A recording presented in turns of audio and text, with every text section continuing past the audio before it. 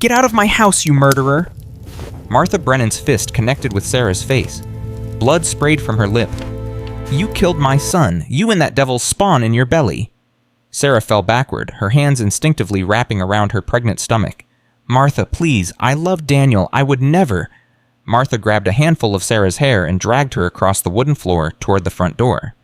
Love you call what you did love. He was healthy before he married you. He was strong. Then you came along with your barren womb, and when God finally cursed you with a child, you cursed him with death. She kicked open the door and threw Sarah down the porch steps into the frozen mud. If I ever see your face again, I'll kill you myself, and I'll tell everyone in Montana that Sarah Brennan is a witch who murdered her own husband. If you want to see how this pregnant woman survived when everyone abandoned her, subscribe to our channel and watch until the end. Comment below which city you're watching from so I can see how far this story travels. Sarah's face hit the frozen ground. The taste of blood filled her mouth. Behind her, she heard the door slam with a finality that echoed across the empty farmyard like a gunshot. She tried to push herself up, but her arms wouldn't cooperate. The cold had already begun seeping through her thin dress. Inside her belly, the baby kicked frantically as if sensing its mother's terror. Please? Sarah crawled toward the porch, her fingers clawing at the frozen dirt. Martha Henry, anyone, please don't do this. The curtain in the window moved. Henry Brennan's face appeared briefly pale and ashamed. Sarah locked eyes with her father-in-law, the man who had walked her down the aisle when her own father couldn't, the man who had promised to treat her like a daughter. Henry, she reached toward him. Henry, help me. He looked away. The curtain fell back into place. Sarah's hand dropped to the ground. Something inside her chest cracked, and it wasn't a rib. She lay there for what felt like hours, watching her breath turn to frost in the air. The cold was eating into her bones now. If she stayed here much longer, she would die. The baby would die. Daniel's baby. That thought cut through her despair like a blade. Sarah forced herself onto her hands and knees, then onto her feet. Her legs shook so violently she nearly fell again, but she locked her knees and stayed upright. You want me dead? She said to the closed door, her voice ragged but steady. You'll have to do better than this. I survived my mother's death when I was 12. I survived my father's drinking. I survived drought and locusts and 3 miscarriages. You think a little cold is going to kill me? She spat blood onto the snow. I'm Sarah Brennan, and I don't die easy. She turned toward the barn where her wagon sat waiting. Every step sent pain shooting through her body, but she kept moving. One foot, then the other, again. Bella, her mare, whinnied nervously as Sarah approached. The horse had been hitched to the wagon for hours, waiting for a journey that was never supposed to happen. Easy, girl. Sarah pressed her forehead against Bella's neck, drawing comfort from the animal's warmth. It's just us now. Just us and the little one. She pulled herself into the wagon seat, her swollen belly making every movement awkward. She gathered the reins in her bleeding hands and looked back at the farmhouse one last time. Martha stood in the doorway, now watching. Her arms were crossed. Her face was stone. I hope you freeze to death, Pete, Martha shouted. I hope the wolves find you. I hope... Sarah snapped the reins. Walk on, Bella. The wagon lurched forward, and Martha's curses faded into the wind. The road stretched westward, white and empty and endless. Sarah had a vague plan reach her Aunt Rebecca in Helena. 100 miles, maybe more. She had no food, no money, no map, just a desperate hope that somewhere ahead someone would help her. We're going to make it, she told her belly. We have to make it. The baby kicked once as if in agreement. The first hours passed in numb silence. Sarah focused on the road ahead, on keeping Bella moving, on not thinking about what had just happened. If she thought about it, she would fall apart, and she couldn't afford to fall apart. But her mind kept circling back to Daniel. 3 weeks ago, he had been alive, laughing, planning. They had been discussing names for the baby just hours before the fever hit. If it's a boy, we'll name him after my grandfather, Daniel had said. Thomas, strong name, good name. And if it's a girl, he had smiled that crooked smile she loved so much. Then you choose. You're the one doing all the hard work. Sarah had laughed. Eleanor, after your grandmother, she was the kindest woman I ever met. Daniel had pulled her close and kissed her forehead. Eleanor it is, Eleanor Brennan. She'll be beautiful, just like her mother. That night, the fever came. By morning, Daniel couldn't stand. By evening, he couldn't speak. By the 3rd day, he couldn't recognize her face. On the 4th day, he died in her arms, whispering a name she couldn't quite hear. Sarah had wept for hours. She had wept until there were no tears left, until her body was hollow and empty. And then Martha had started talking. "You did this. You brought this sickness into our home. Your barren womb finally bore fruit, and it poisoned my son." At first, Sarah thought Martha was just grieving. People said terrible things when they were hurting, but the accusations didn't stop. They grew louder, more vicious, more public. Within a week, half the county believed Sarah Brennan had killed her husband with witchcraft. Within 2 weeks, the preacher refused to let her into the church. Within 3 weeks, Martha threw her out. "I'm not a witch," Sarah whispered, now her words swallowed by the wind. "I'm not a murderer. I'm just a woman who loved her husband. Why can't anyone see that—" The baby kicked again, harder this time. Sarah placed her hand on her belly. "I know, little one, I know. We keep moving." Night fell fast and brutal. Sarah found an abandoned barn a few miles off the main road. The walls were rotting and the roof had holes, but it was better than nothing. She led Bella inside and unhitched the wagon, her fingers so cold she could barely feel them. "Sorry, girl, no grain tonight." She stroked Bella's muzzle. "But there's hay here. Old hay, but hay. You eat. I'll figure something out." Sarah had a small bundle hidden in her coat dried meat she had stolen from the Brennan kitchen before Martha caught her packing. It wasn't much. Maybe enough for 2 days if she rationed carefully. She ate a single strip of meat, chewing slowly to make it last. Her stomach growled for more, but she ignored it. The baby needed her to be smart about this. She curled up against Bella's flank, drawing warmth from the horse's body. The wind screamed through the holes in the roof, but Sarah was too exhausted to care. She dreamed of Daniel. He was standing in a field of wheat, golden and endless. He was smiling. "You're doing good, Sarah." "I'm scared." "I know, but you're stronger than you think. You've always been stronger than you think." "I miss you so much." "I miss you too. But you can't stop. Not now. Not ever. Our baby needs you." "Where do I go? What do I do?" Daniel's smile faded. He looked toward the horizon, toward something Sarah couldn't see. "There's a house," he said. "An old house on a hill. It's been waiting for someone like you. Find it, Sarah. Find it before the storm comes." What house where? But Daniel was already fading, dissolving into the golden wheat like morning mist. "Daniel, wait. Don't leave me." "I never left," his voice echoed. "I never will." Sarah woke to Bella's frantic whinnying. The horse was stamping her feet, eyes rolling with fear. Sarah sat up, instantly alert. Something was wrong. Something was... She heard it, howling, close, too close. Wolves. Sarah grabbed the rifle she had taken from the barn at the Brennan farm. Her hands were shaking so badly she could barely hold it steady. "Easy, Bella. Easy, girl. Stay calm." The howling grew louder. Sarah counted at least 3 distinct voices, maybe 4. A hunting pack. They had probably smelled Bella from miles away. She moved to the doorway of the barn and peered out into the darkness. Moonlight reflected off the snow, casting everything in shades of blue and silver. She couldn't see the wolves, but she could hear them circling. "Come on, she muttered, raising the rifle. "Show yourselves." A shadow moved to her left, then another to her right. They were flanking her, testing her defenses. Sarah fired. The shot exploded through the night, deafening in the confined space. Bella screamed and reared. One of the shadows yelped and retreated. "That's right," Sarah shouted, her voice raw. "I've got more where that came from. You want to try me? Come and try me." The wolves hesitated. She could see their eyes now glowing in the darkness. Yellow, hungry, calculating. Sarah pulled back the hammer and aimed at the largest pair of eyes. "I've got nothing left to lose," she said quietly. "My husband is dead. My family threw me out. I'm pregnant and alone in the middle of nowhere. You think I'm afraid of you? I'm not afraid of anything anymore." She fired again. This time the wolves scattered. She heard them running their paws, crunching through the frozen snow, moving away, away, away until the night was silent again. Sarah slumped against the doorframe, her whole body shaking. The rifle fell from her nerveless fingers. "Oh God," she breathed. "Oh God, oh God, oh God." She pressed her hands against her belly and felt the baby moving alive, safe. "We made it," she whispered. "We made it through the night." But she knew the wolves would be back. They always came back. The second day was worse. The snow started around noon, soft at first, almost gentle. Within an hour it had become a wall of white.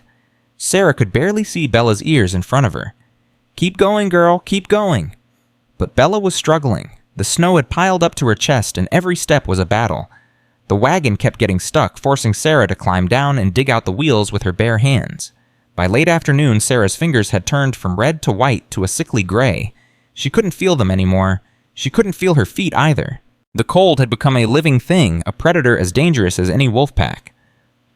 Just a little further, she kept saying, just a little further. But further to where she had lost the road hours ago. Everything looked the same, white, white, endless white. Then Bella stumbled. The horse went down hard, her legs buckling beneath her. Sarah was thrown from the wagon seat, landing in a drift so deep it swallowed her completely. For a terrible moment she couldn't breathe. Snow filled her mouth, her nose, her eyes. She thrashed wildly, trying to find air. Her hand broke through the surface. She grabbed a wagon wheel and pulled herself out, gasping and coughing. Bella, Bella! The horse was lying on her side, her breath coming in short, labored bursts. Sarah crawled to her and saw the problem immediately. Bella's front leg was twisted at an unnatural angle. No, oh, Sarah breathed. No, come on, girl, get up, you have to get up. Bella tried. God, she tried. Her muscles strained and her eyes rolled with effort, but the leg wouldn't hold her weight. Sarah pressed her face against the horse's neck and wept. I'm sorry, she sobbed. I'm so sorry, I should have stopped. I should have found shelter. This is my fault. This is all my fault. Bella nickered softly as if trying to comfort her. Sarah stayed there for a long time, holding her horse, crying into her mane. But eventually the cold became unbearable. She had to move. She had to find shelter, or she had to die here with Bella. I can't stay, she whispered. I have to go, the baby. I have to try. She kissed Bella's forehead. I'm sorry. I'm so sorry, sweet girl. She stood up on legs that felt like wooden posts. She pulled her coat tighter. She started walking. She didn't look back. She couldn't bear to look back. The blizzard swallowed her whole. Sarah walked. She walked until her legs burned. She walked until her legs went numb. She walked until she couldn't feel her body at all, until she was nothing but a ghost, made of determination and desperation. The wind screamed in her ears, mocking her. The snow clawed at her face, trying to blind her. Every step was agony. Every breath was a battle. Inside her belly, the baby had stopped kicking. That terrified her more than anything else. Through everything, the baby had always kicked, always moved, always reminded her that she wasn't alone. Please, Sarah gasped. Please, little one, move. Give me a sign. Let me know you're still there. Nothing. Sarah's knees buckled. She fell forward into the snow and couldn't get up. This is it, she thought. This is where we die. She lay there staring up at the white sky, feeling the cold seep into her bones. It wasn't so bad anymore. The pain had faded. Everything had faded. Maybe death would be a relief. Maybe she would see Daniel again. Maybe the baby kicked. Hard. Harder than ever before. A fierce, furious kick that seemed to say, Get up, Mama. We're not done yet. Sarah's eyes snapped open. You're right, she said aloud. You're right. We're not done. She forced herself onto her hands and knees, then onto her feet. The world spun around her, but she stayed upright. And that's when she saw it. Through the white haze, barely visible, a shape emerged. A building, 2 stories, a chimney, a porch. Oh, God! Sarah stumbled toward it. Oh, God, please be real. Please, please, please be real. She fell twice on the way there. Both times she got back up. The building grew larger, more solid. It was real. It was actually real. She reached the porch steps and collapsed against them, sobbing with relief. A sign hung above the door, half buried in snow. She brushed it clear with frozen fingers and read the words, Cold House. I don't care what you're called, Sarah whispered. Your shelter. That's all that matters.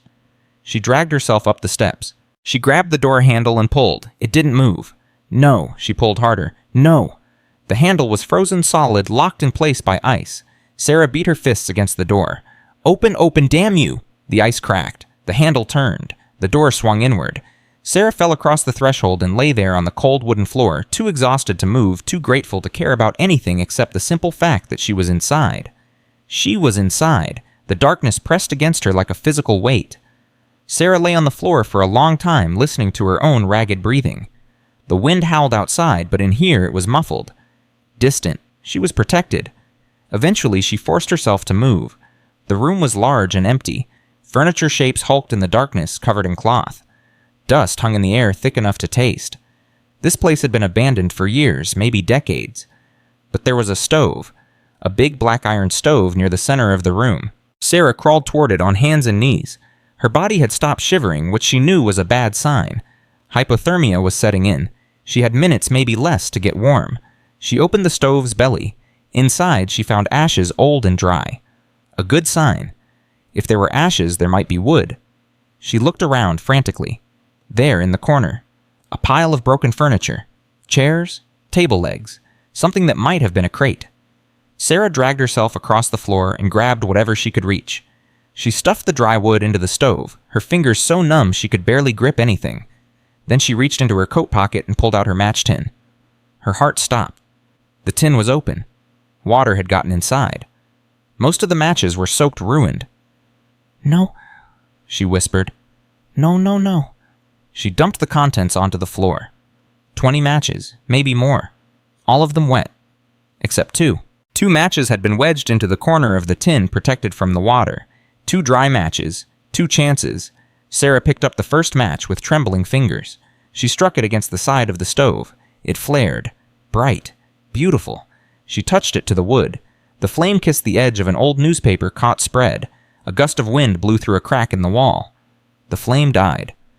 Sarah stared at the smoking remains of her first match. 1 left. 1 chance. "Okay," she said, her voice steadier than she felt. "Okay, find the crack. Block it. Try again."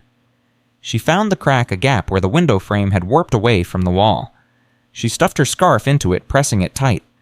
She returned to the stove. 1 match. Sarah held it up to the dim light filtering through the dirty windows. Such a small thing. Such an insignificant thing. A splinter of wood tipped with phosphorus, and yet right now it was the most valuable object in the world. "Please," she prayed. "I'm not asking for myself. I'm asking for my baby. Daniel's baby. The last piece of him that exists in this world. Please." She struck the match. It caught. Sarah held her breath as she lowered it toward the newspaper. The flame flickered, wavered, danced, caught. The paper began to burn. Sarah fed it carefully, adding small pieces of wood, then larger ones. The fire grew, slowly, stubbornly, but it grew. Within minutes, the stove was glowing orange and warmth began to spread through the room. Sarah sat back on her heels and let out a long, shuddering breath. "Thank you," she whispered. "Thank you, thank you, thank you." Inside her belly, the baby kicked again, gentle this time, content. "We made it," Sarah said, pressing her hand against the movement. "We actually made it." She stayed beside the stove for hours, feeding the fire, warming her hands, gradually coaxing feeling back into her frozen extremities. The pain was excruciating as her nerves woke up, but she welcomed it. Pain meant she was alive. Pain meant she hadn't lost her fingers or toes to frostbite. When she finally felt strong enough, she began to explore. The house was larger than it appeared from outside. The main room connected to a kitchen, which connected to a pantry. Stairs led to a second floor she didn't dare climb yet. Everything was covered in dust and silence. But it was solid. The walls were thick. The roof was intact. Whoever had built this place had built it to last. "Who were you?" Sarah asked the empty house. "Who lived here? Why did you leave?" The house didn't answer, but she could feel something in the air, a presence, a memory, something that had been sleeping for a very long time. She returned to the pantry and began searching for food. The shelves were empty, but her foot caught on a loose floorboard. She knelt down and pried it up. Underneath was a box, wooden, dusty, tied with a faded blue ribbon. Sarah's hands trembled as she lifted it out. She carried it back to the stove where the light was strongest and sat down cross-legged on the floor. Inside the box were letters, dozens of them, yellowed with age, written in careful handwriting. She picked up the first one and began to read, "My dearest Eleanor, the snow has come early this year. I know you hate the cold, but I promise I'll keep the fire burning until spring. This house may be cold outside, but as long as you're inside, it will always be warm. Forever yours, Jacob." Sarah's breath caught. She read another letter and another. The story unfolded slowly.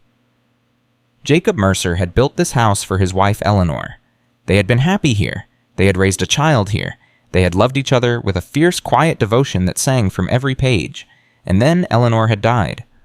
"My dearest Eleanor, it's been 1 year since you left me.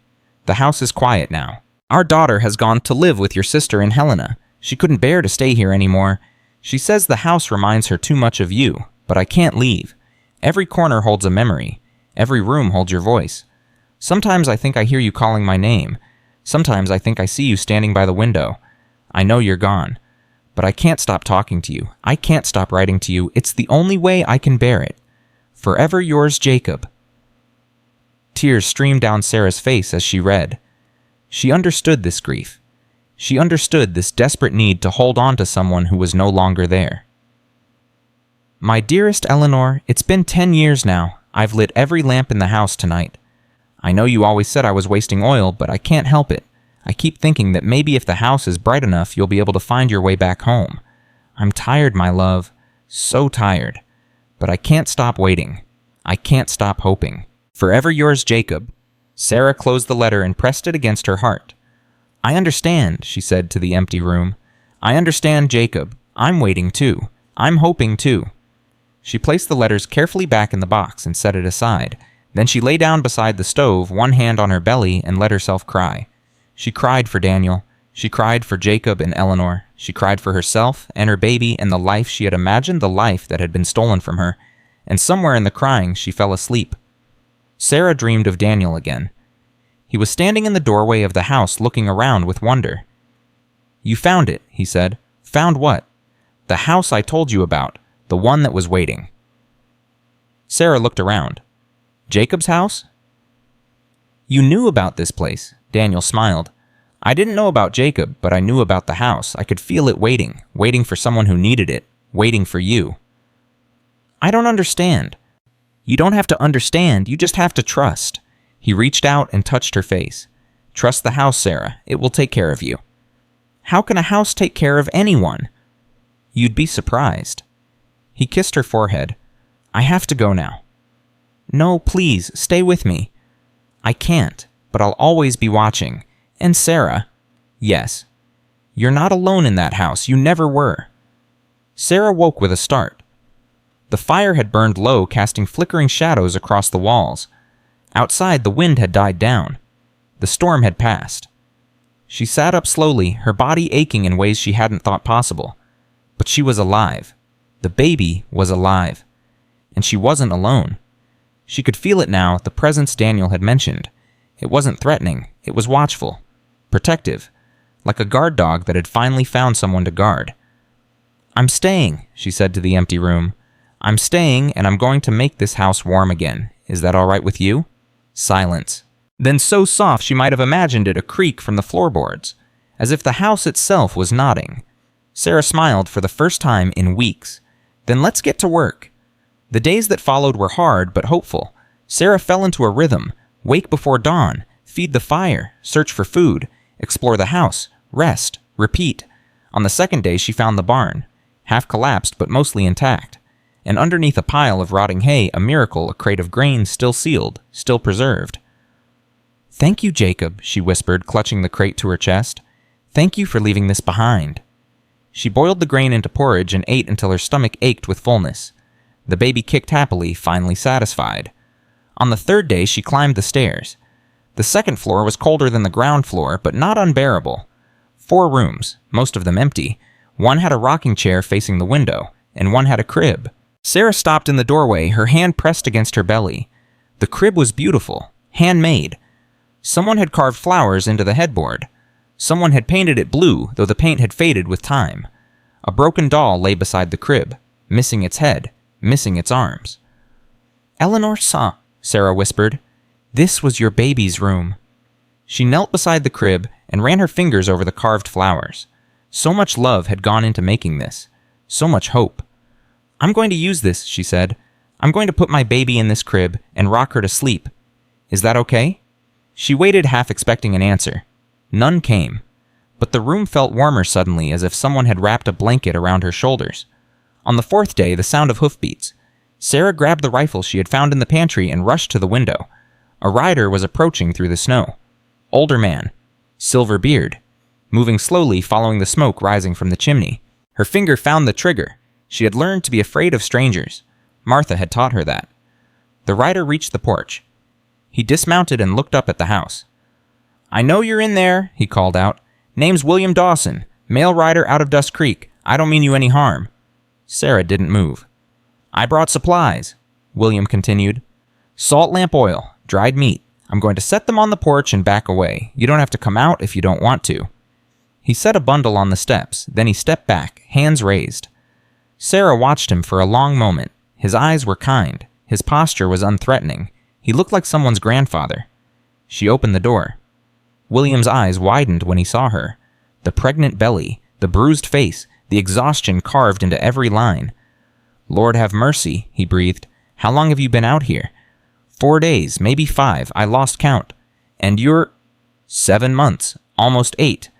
William shook his head slowly. "I've been riding these hills for 30 years. I've never seen anyone survive what you must have gone through. What's your name?" "Sarah? Sarah Brennan?" "Well, Sarah Brennan, you're either the bravest woman I've ever met or the craziest. Maybe both." Despite everything, Sarah almost smiled. Maybe both. William stayed for hours. He helped her patch the broken window properly. He showed her how to bank the fire so it would burn longer through the night. He told her about Jacob and Eleanor, about what had happened in this house. "They called it the cold house," he said. "After Eleanor died, Jacob just stopped living. He stayed here talking to the walls, waiting for her to come back. Found him years later sitting right where you're sitting. Stove cold, eyes open, still waiting." "That's the saddest thing I've ever heard," Sarah said. "Maybe. Or maybe it's the most devoted. Depends on how you look at it." Sarah thought about Daniel, about the letters she still wanted to write to him, about the conversations she still had with him in her head. "I understand," she said quietly. "I understand why he did it." William looked at her sharply. "You lost someone too." "My husband, 3 weeks ago." "I'm sorry." "His family blamed me. They threw me out." William's face went hard. "Threw you out?" "A pregnant woman. His mother called me cursed, said I killed him, said the baby was the devil's child. That's the cruelest thing I've heard in all my years. I'm starting to think cruelty is just what people do when they're hurting." William was silent for a moment. Then he said, "Not all people. Some people help. Some people care." He gestured at the bundle he'd brought. "That's enough supplies to last you a week. I'll be back in 5 days with more, and if anyone asks, you were never here." "Why?" Sarah asked. "Why are you helping me?" William looked around the room, at the fire crackling in the stove, at the warmth spreading through the walls. "Because some houses deserve to be warm again," he said, "and some people deserve a second chance." He left before sunset, promising to return. Sarah watched him ride away until he disappeared into the trees. Then she went back inside, sat by the fire, and began to write her own letter. "Dear Daniel, I found a house, an old house on a hill just like you told me in my dream. It's called the cold house, but I'm going to make it warm again. There's a man who used to live here named Jacob. He lost his wife, just like I lost you. He kept writing to her after she was gone, just like I'm writing to you now. Maybe we're both crazy. Or maybe love doesn't end just because someone dies. Maybe it just changes shape. I'm going to have the baby here. In the room with the crib that Jacob built for his daughter. It feels right. It feels like this is where we were always supposed to end up. I miss you every moment. I'll love you forever. And I'll keep writing even if you never read these words. It's the only way I know how to carry you with me. Forever yours, Sarah." She folded the letter and placed it in the box with Jacob's letters. Then she placed her hand on her belly and felt the baby kick. "We're home, little one," she whispered. "We finally found home." Outside, the wind had died down. The stars were coming out, and the cold house stood on its hill smoke rising from its chimney, no longer empty, no longer cold. That night, Sarah dreamed again. She was standing in the nursery beside the crib. Moonlight streamed through the window, turning everything silver. And there in the corner, a figure. Not threatening, not frightening, just watching. A man, older, kind eyes. The same face she had seen in the portrait downstairs. "Jacob," Sarah breathed. He didn't speak, but he smiled.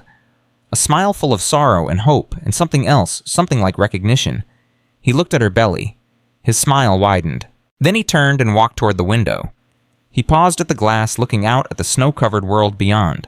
And then he faded. Like smoke. Like memory. Like a story finally reaching its end.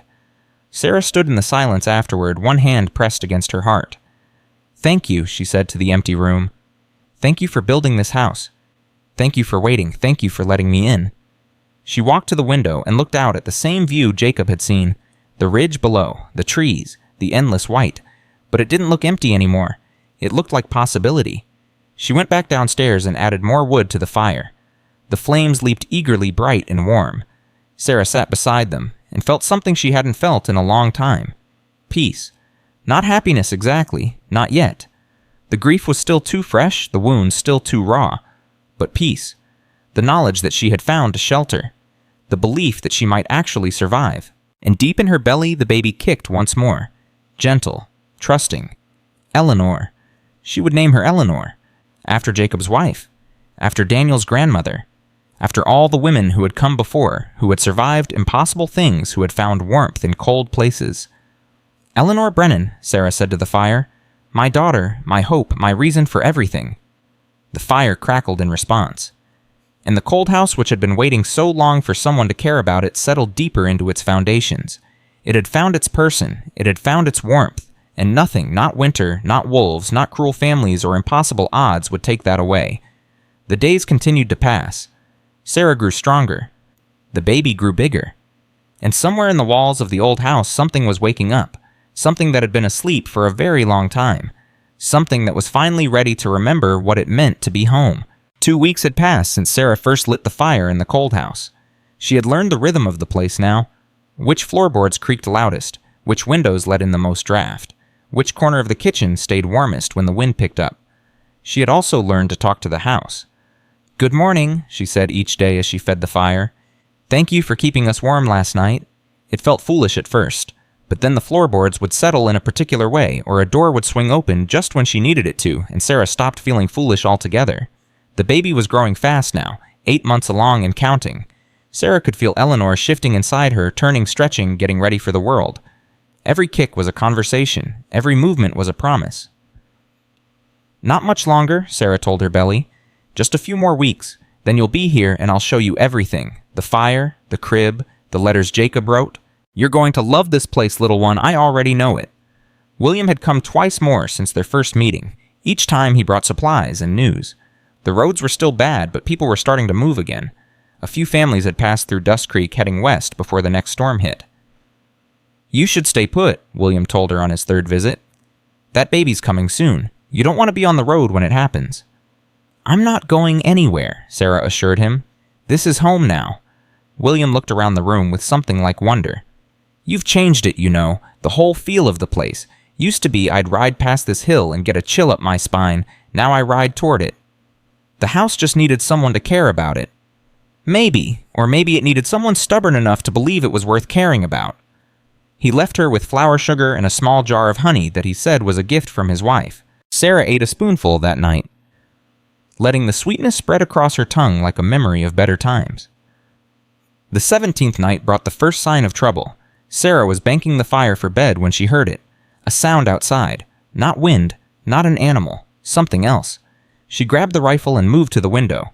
Nothing, just darkness and snow. She waited, holding her breath. The sound came again, closer now. Footsteps, slow, deliberate, coming toward the house. Who's there? Sarah called out. Her voice sounded braver than she felt. I've got a gun and I know how to use it. Silence. Then a voice thin and desperate, barely louder than the wind.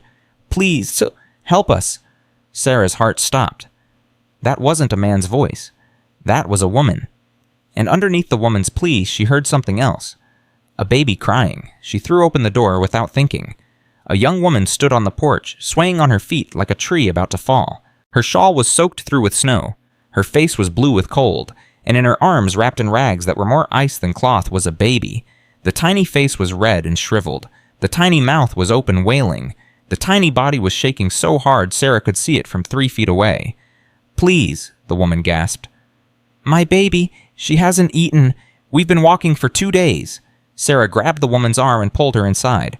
Get by the fire. Now, don't argue with me. The woman stumbled toward the stove and collapsed into the chair Sarah had set there. She clutched the baby to her chest, her whole body shaking with sobs and shivers. What's your name? Sarah demanded, already putting water on to boil.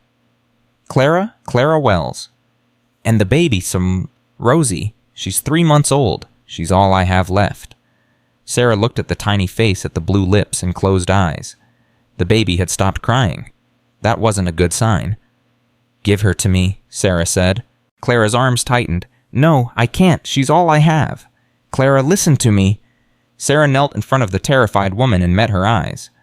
I'm 8 months pregnant. I know about babies. I know what they need. And right now your baby needs to be warmed up properly or she's going to die. Do you understand? She's going to die if we don't act fast. Something broke behind Clara's eyes. The fight went out of her. She handed over the bundle. Sarah unwrapped the baby quickly, her hands steady despite the fear pounding in her chest. Rosie's skin was cold to the touch. Too cold. She wasn't moving. No, Sarah whispered. No, you don't get to die. Not in my house. Not tonight. She pressed the baby against her chest skin to skin, letting her own body heat transfer directly. She wrapped her coat around both of them and held on tight. Come on, little one, come on. Feel that warmth. That's me. That's life. You hold on to that. Clara was sobbing openly now. Is she going to... She's going to be fine, Sarah said, with more confidence than she felt. She's going to be fine because she's stubborn just like her mother, just like all of us. Minutes passed. They felt like hours. And then so soft Sarah almost misted a sound. A tiny whimper, a small movement against her chest. Rosie's eyes opened. Clara screamed with joy and relief. Sarah felt tears streaming down her own face, hot and unexpected. There you are, Sarah whispered to the baby. There you are, brave girl. Welcome back. She handed Rosie to Clara, who clutched her daughter like she would never let go again. Sarah turned back to the stove where the water was boiling and began preparing a thin broth. She needs to eat, Sarah said. We'll feed her slowly, a few drops at a time. Too much too fast will make her sick. Clara nodded, still crying. Thank you, thank you. I thought we were going to die out there. I thought... You didn't die. You're here now. That's what matters. How did you know what to do? Sarah paused, her hand on the pot. I've lost 3 babies, she said quietly. 3 miscarriages before this one. I learned everything I could about keeping them alive. I wasn't going to let another one go. Clara's crying intensified. I'm so sorry.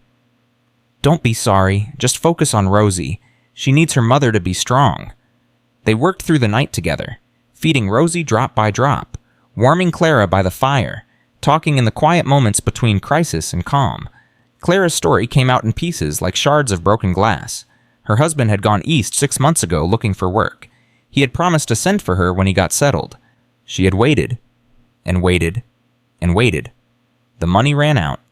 The landlord threw her out. She had started walking west toward Helena, toward family she hadn't seen in years. I thought I could make it, Clara said, her voice hollow.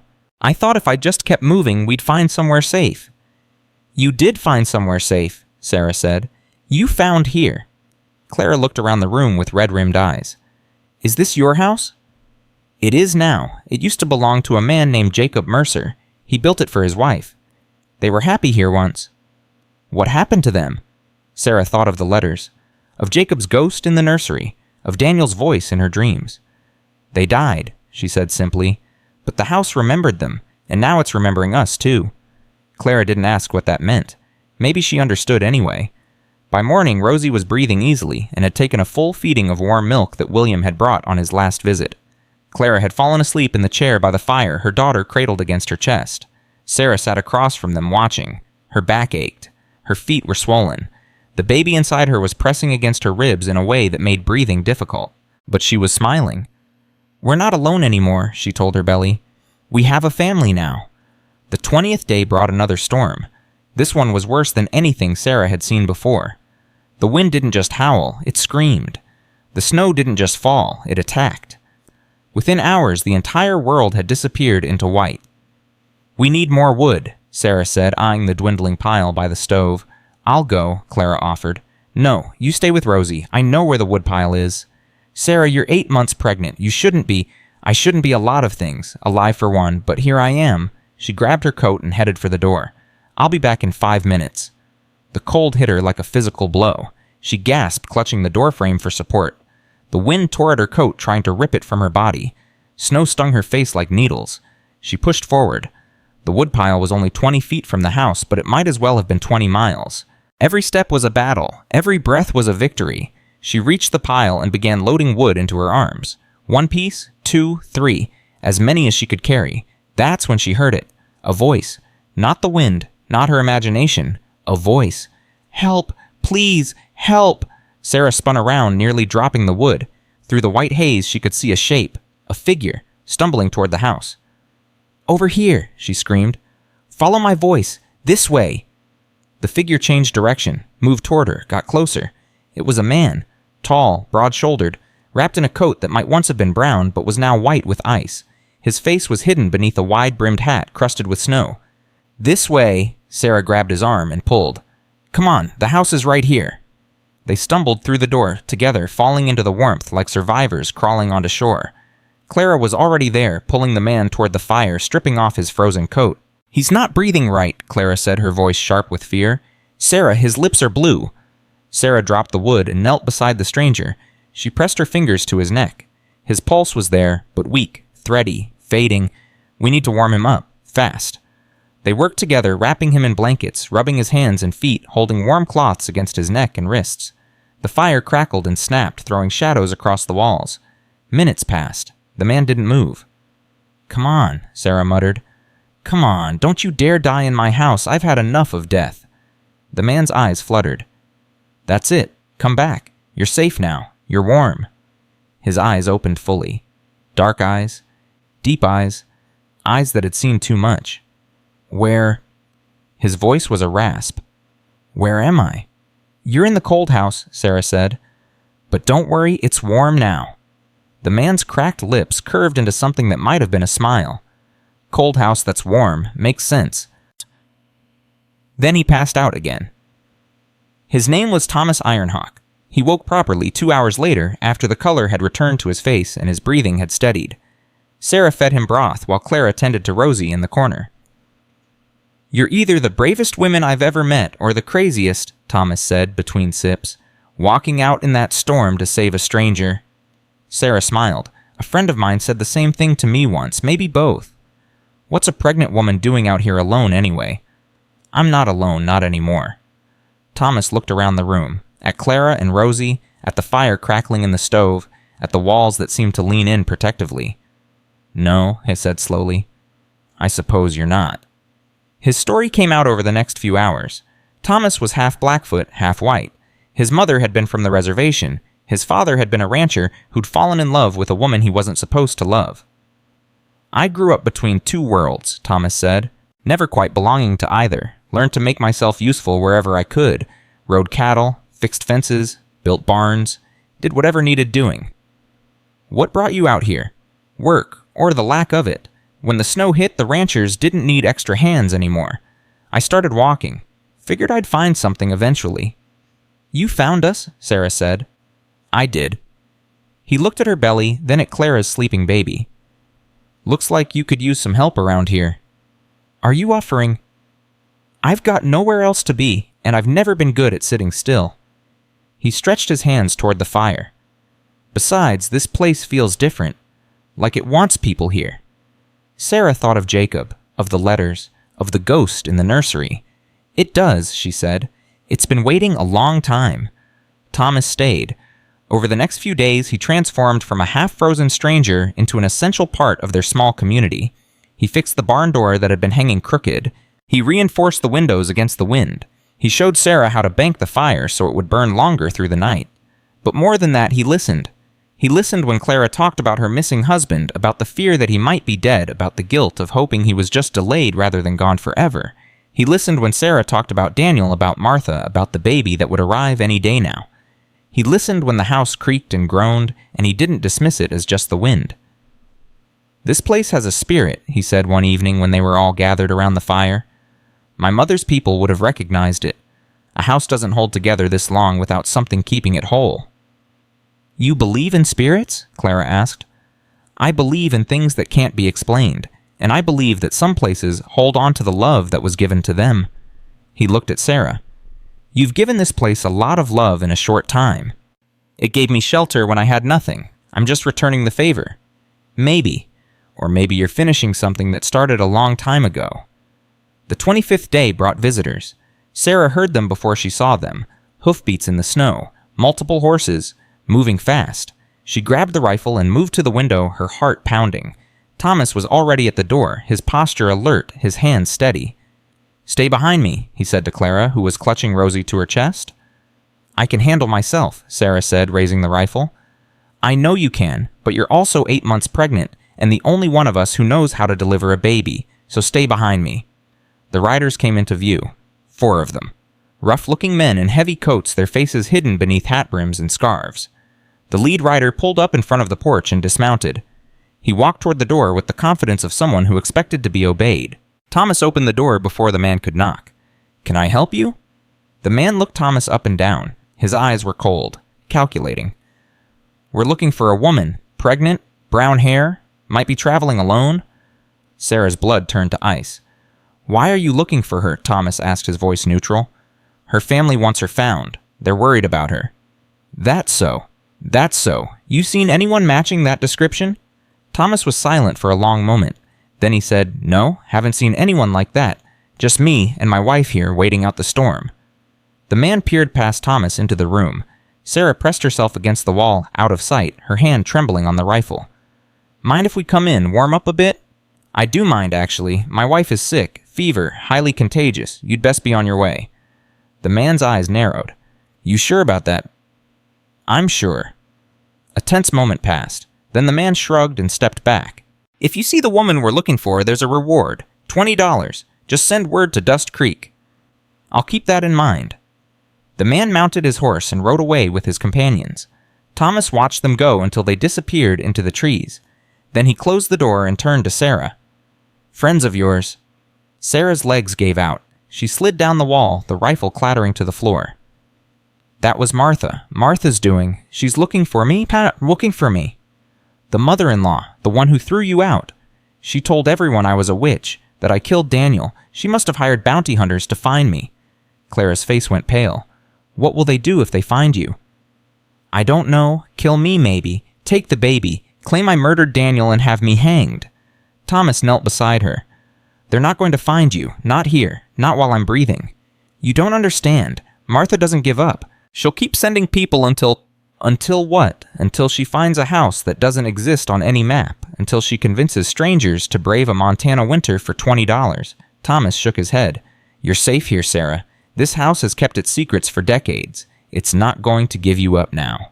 Sarah wanted to believe him. She wanted to believe that the cold house would protect her, that its walls were stronger, scarred than Martha's hatred, that the love Jacob had poured into every board and beam would somehow shield her from the world outside. But she had learned long ago that believing in safety was a luxury she couldn't afford. That night she couldn't sleep. She sat by the fire, one hand on her belly, watching the flames dance. The baby was restless, kicking and turning as if sensing her mother's fear. "I'm sorry," Sarah whispered. "I'm sorry you're being born into this mess. I'm sorry I can't promise you a peaceful life." The fire crackled. "But I can promise you this, I will fight for you. Every day, every hour, every breath. No one is going to take you from me. Not Martha, not bounty hunters, not anyone." She heard a sound behind her, footsteps on the stairs. But Clara and Thomas were both asleep. Sarah turned slowly, her heart pounding. A figure stood at the bottom of the staircase. A man, older, kind eyes, the same face she had seen before. Jacob. He didn't speak. He just looked at her belly. And then he did something she hadn't expected. He nodded, not a greeting, not an acknowledgement, a promise, a vow. And then he faded like smoke, like memory, like love that refused to let go. Sarah stared at the empty space where he had stood. "Thank you," she whispered. "Thank you for watching over us."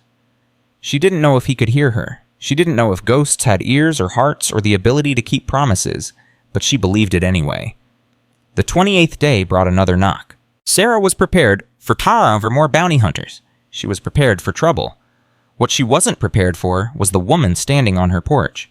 Mabel Price, 50 years old, widowed, homeless. "I heard there was a warm house on this ridge," Mabel said, her voice steady despite the cold.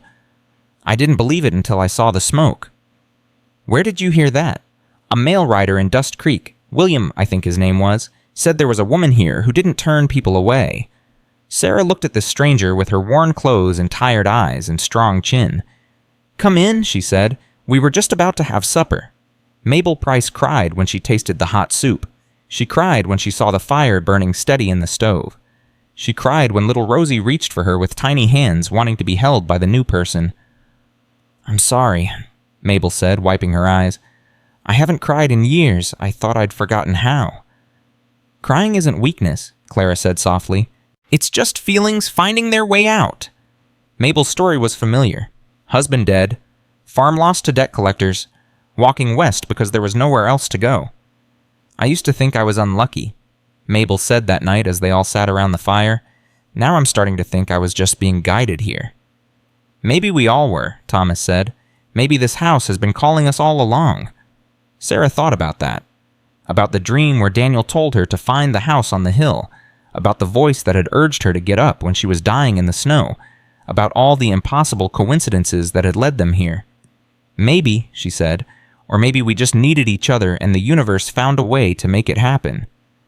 Same thing, Yatsu, Thomas said. The 31st day? The storm returned with a vengeance. This time it didn't just test them, it tried to break them. The wind tore shingles from the roof. Snow piled against the doors until they could barely open them. The temperature dropped so low that frost formed on the inside of the windows, and Sarah started having contractions. At first she thought it was false labor. She'd had false labor before. The tightening, the pressure, the pain that came and went without warning. But this was different. Sarah? Clara noticed her gripping the edge of the table, her knuckles white. Sarah, what's wrong? Nothing. I'm fine. It's just another contraction hit, harder this time. Sarah gasped and doubled over. Thomas! Clara shouted. Thomas! Thomas came running from the barn, snow flying from his coat. What is it? What's... He saw Sarah and understood immediately. How far apart? I don't know. Maybe 10 minutes, maybe less.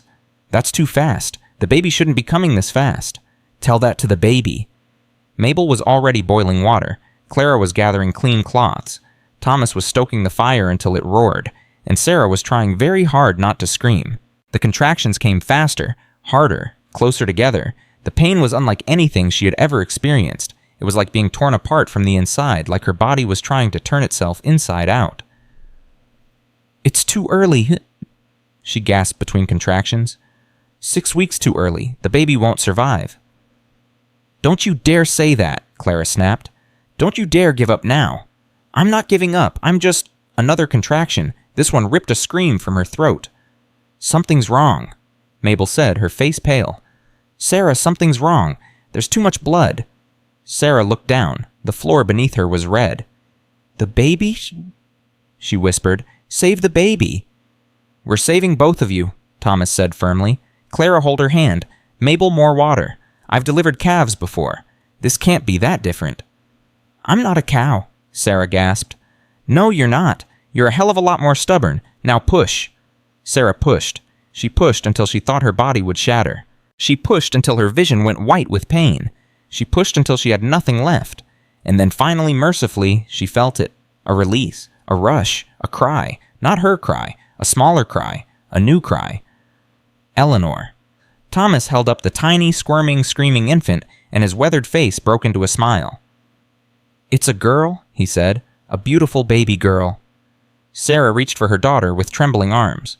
The baby was small. So small, but she was breathing. She was crying. She was alive. Eleanor, Sarah whispered, tears streaming down her face. Hello, Eleanor. I've been waiting for you. The baby's eyes opened. Dark eyes. Daniel's eyes. And somewhere in the house, a floorboard creaked. A window rattled. A presence stirred. Not threatening, not frightening, just welcoming. The cold house had a new member, and nothing would ever be the same again. Eleanor's first cry echoed through the cold house like a bell announcing a new beginning, but Sarah barely heard it. The world was fading around her, going gray at the edges, slipping away like water through her fingers. She could feel the warmth leaving her body. She could feel the blood still flowing. Sarah? Clara's voice seemed to come from very far away. Sarah, stay with us. The bleeding won't stop, Mabel said, her voice tight with fear. Thomas, the bleeding won't stop. Thomas pressed more cloths against Sarah's body, his hands red, his face grim. Sarah, look at me right now. Sarah's eyes drifted toward him. Everything was so blurry, so distant. You didn't survive a blizzard and bounty hunters and childbirth just to give up now, Thomas said fiercely. Your daughter needs you. Eleanor needs her mother. Do you hear me? Eleanor? The name cut through the fog like a knife. Sarah forced her eyes to focus, forced her mind to clear, forced her body to fight. Give her to me, she whispered. Clara placed the tiny, squirming baby on Sarah's chest. The warmth of her daughter's body, the weight of her, the reality of her was like an anchor pulling Sarah back from the edge. I'm here, Sarah breathed. I'm not going anywhere. The bleeding slowed. Not stopped, but slowed. Enough for Mabel to pack the wound properly. Enough for the immediate danger to pass. Sarah lay there for hours afterward, too weak to move, watching her daughter breathe. Eleanor was so small, so fragile, but she was alive. They were both alive. You did it? Clara whispered, sitting beside her. You actually did it. We did it, Sarah corrected. All of us. Thomas came in from checking the barn. His face was troubled. Storm's getting worse, he said. We're going to be snowed in for days, maybe longer. Is that a problem? Not for us, but if anyone else is out there... He didn't finish the sentence. He didn't need to. Sarah thought of her own journey through the blizzard, the frozen nights, the desperation, the moment when she had been ready to give up. If anyone comes, she said, we let them in. That's going to stretch our supplies thin. Then we stretch. No one dies at our doorstep, not anymore. Thomas nodded slowly. You're a stubborn woman, Sarah Brennan. I've been told. Day 34. Eleanor was 3 days old. She was feeding well, which was a miracle given how early she had arrived. Sarah spent hours with her daughter at her breast, watching her tiny face, memorizing every feature. She has Daniel's eyes, she told Clara one afternoon. She has your chin and your stubbornness. She didn't cry once during the storm last night. That's not stubbornness, that's trust. She knows she's safe here. Clara was quiet for a moment. Then she said, Do you think we're safe here, really? Sarah thought about the bounty hunters, about Martha, about all the dangers that waited beyond these walls. Safer than anywhere else, she said finally, and getting safer every day. That night the knock came again. Sarah's heart seized. Another stranger. Another test. Another chance for everything to fall apart. Thomas answered the door, rifle in hand, but the figure on the porch wasn't a bounty hunter. It was a child. A boy maybe 9 years old, with a face so thin Sarah could see the bones beneath the skin. He was shivering so violently he could barely stand. Please, the boy gasped. My mama, she's hurt. She can't walk. Thomas was already grabbing his coat. Where? Down the hill, by the big rock. She fell. Her leg... Stay here, Thomas told Sarah. Keep the fire burning. I'll bring her back. He disappeared into the storm with the boy. Sarah waited. The minutes stretched into an eternity. Eleanor fussed in her arms, sensing her mother's tension. It's okay, Sarah whispered. Thomas will find them. He always comes through. An hour passed, then 2. Finally, the door burst open. Thomas staggered in, carrying a woman over his shoulder. She was unconscious, her face gray with pain and cold. The boy ran in behind them, his eyes wide with terror. Her leg's broken, Thomas said, laying her on the floor by the fire. Bad break. Bone came through the skin. Mabel went pale. That's beyond what we can treat. We don't have a choice. If we don't set it, she'll lose the leg, maybe worse. Sarah handed Eleanor to Clara and knelt beside the injured woman. She had never set a bone before, but she had watched her father do it once years ago when a farmhand fell from the hayloft. Hold her down, Sarah said. This is going to hurt. The scream that followed haunted Sarah's dreams for weeks. But when it was over, the bone was set. The wound was cleaned. The leg was splinted with boards Thomas cut from an old shelf. The woman's name was Ruth. Her son was Michael. They had been traveling from Dakota, fleeing a husband who used his fists more than his words. He would have killed us eventually, Ruth said when she finally woke, her voice weak but clear. I had to get Michael away. I had to. You're safe now, Sarah told her. Both of you. I don't know how to thank you. You don't have to thank me. Just heal. Get strong. That's thanks enough. Day 38. The household had grown to 7 people and 1 infant. Sarah marveled at how quickly they had become a family, not a family by blood, but something stronger, a family forged in fire and storm and desperation. Clara cared for Rosie and helped with cooking. Mabel mended clothes and organized their dwindling supplies. Thomas hunted when the weather allowed and fixed everything that broke. Ruth, despite her injury, insisted on helping however she could, and Michael had attached himself to Thomas like a shadow, following him everywhere, learning everything. That boy's never had a father worth the name, Thomas told Sarah one evening. You can see it in how he flinches when someone raises their voice. Can you help him? I can try. Every child deserves to know what a good man looks like. William arrived on day 40 with supplies and news. Those bounty hunters are still asking around, he said, his face grim. They went through Dust Creek yesterday, showed your picture to everyone. Sarah's blood went cold. My picture. A sketch. Pretty good likeness. Someone back east must have drawn it. Martha. It had to be Martha. She had thought of everything. Did anyone tell them about this place? No, I made sure of that. Told folks the cold house had been empty for 20 years. Nobody comes here, nobody goes. But they'll keep looking. They will, until they find what they're looking for or give up trying. Sarah looked at Eleanor sleeping peacefully in her cradle, at Clara and Rosie, at Ruth and Michael, at all the people who had found shelter here who depended on this place being safe. They can't find us, she said. They can't. They won't, Thomas said from the doorway. His voice was hard. I'll make sure of it. How? By giving them something else to chase. He explained his plan that night. He would ride out, create a false trail leading east away from the cold house, make the bounty hunters think Sarah had gone toward the railroad towns.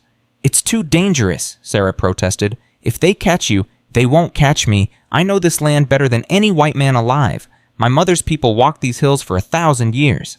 I can disappear into them whenever I want. But why would you risk yourself for me? Thomas was quiet for a long moment. Then he said, because you gave me something I haven't had in a long time. What's that? A home. He left the next morning. Sarah stood on the porch and watched him ride away until he disappeared into the trees. The cold bit at her face, but she didn't go inside. Not yet. He'll be back, Clara said from behind her. I know. You're worried. I'm always worried. I don't think I remember how to stop. Clara put a hand on her shoulder. That's what keeps us alive. The worrying, the planning, the refusing to give up. Sometimes I wish I could just be happy, just for a day, without waiting for the next disaster. Happiness comes, Clara said softly. It sneaks up on you when you're not looking. One day you'll realize you've been happy for hours and didn't even notice. Sarah turned to look at her. When did you become so wise? Around the same time I became homeless and desperate. Funny how that works. They went back inside. The fire was burning. Eleanor was waking. And somewhere out there, Thomas was riding into danger to protect them all. Day 43. No word from Thomas.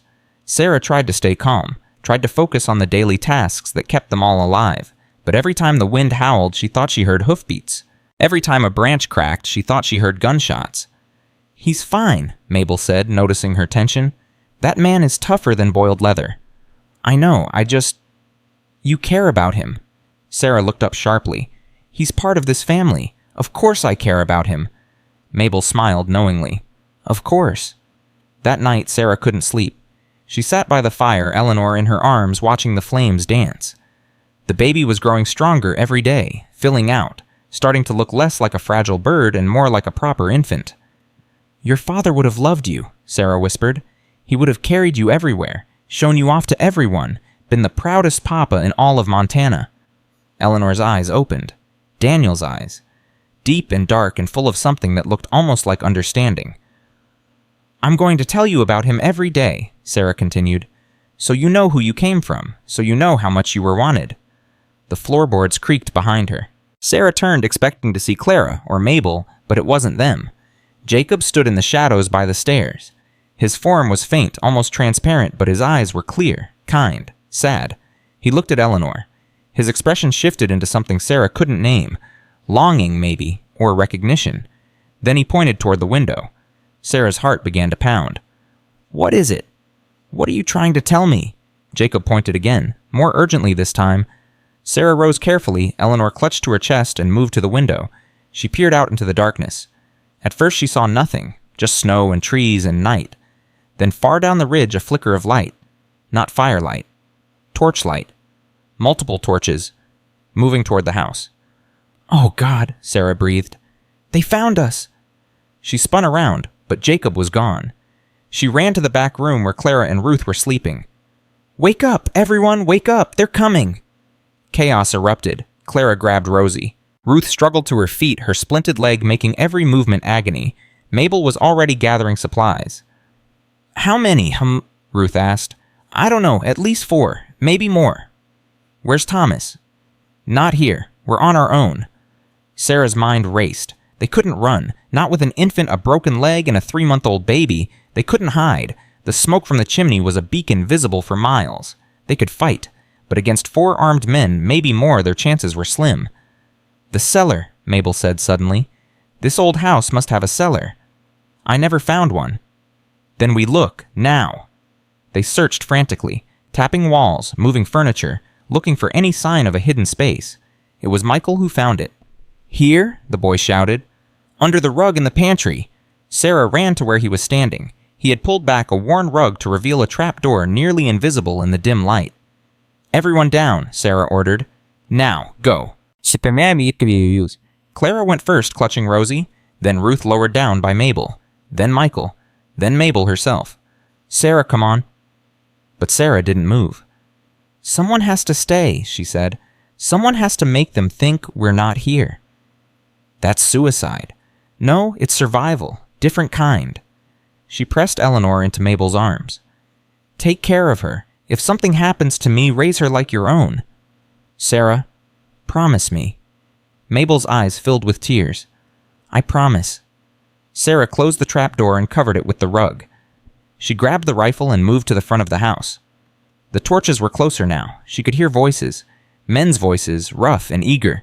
She checked the rifle. 3 bullets. 3 chance. The first man reached the porch.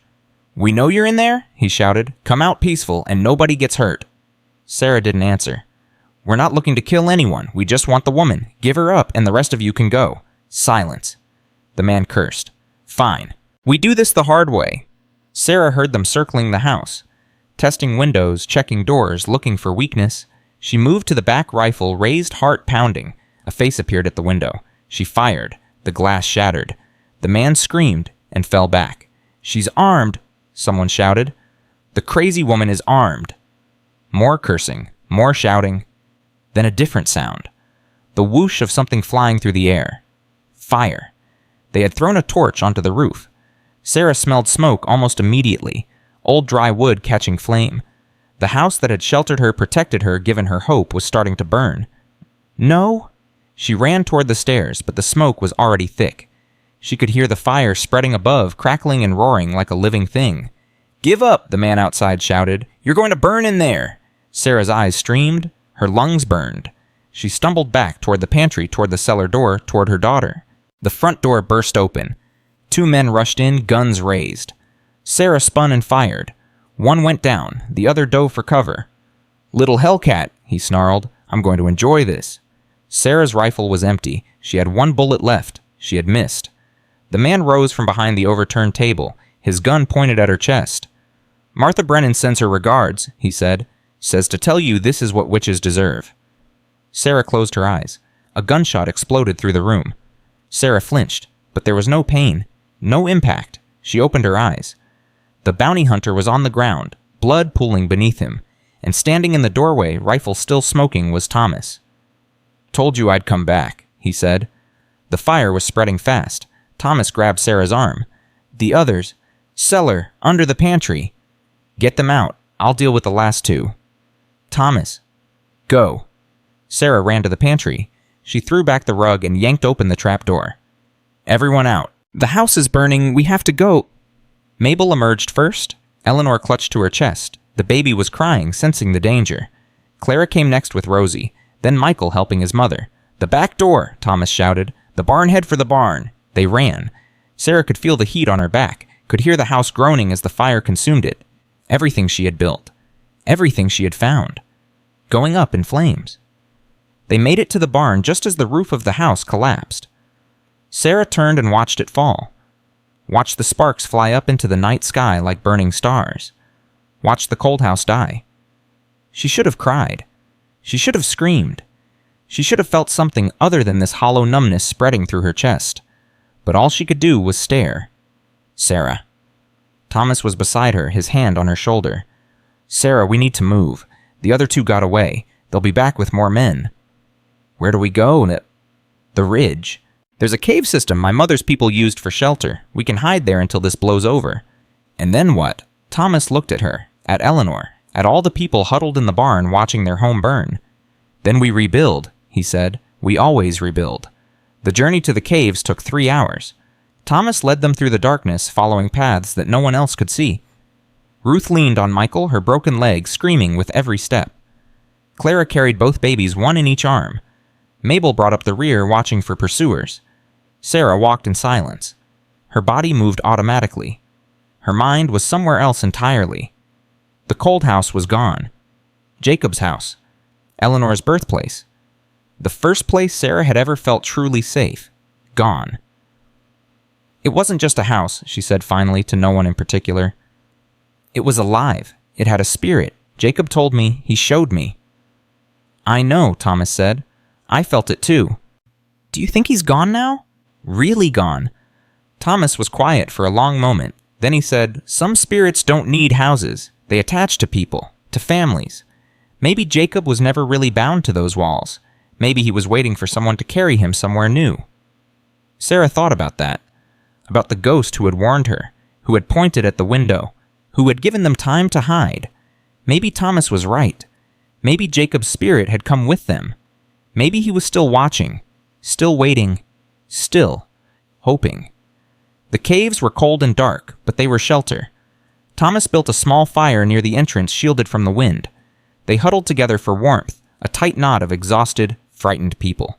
Eleanor nursed quietly at Sarah's breast. The baby seemed calmer now, as if she knew the worst was over. What do we do now? Clara asked. We wait, Thomas said. The bounty hunters will search for a few days, maybe a week. When they don't find us, they'll report back to whoever hired them. Eventually, they'll give up.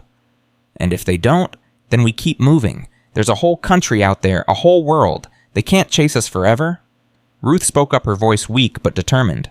Michael and I have caused enough trouble. We should leave. Go our own way. They're not looking for us. No, Sarah said immediately. We stay together, all of us. But I spent too long being alone, being abandoned. I'm not doing that to anyone else. We're a family now. Families don't leave each other behind.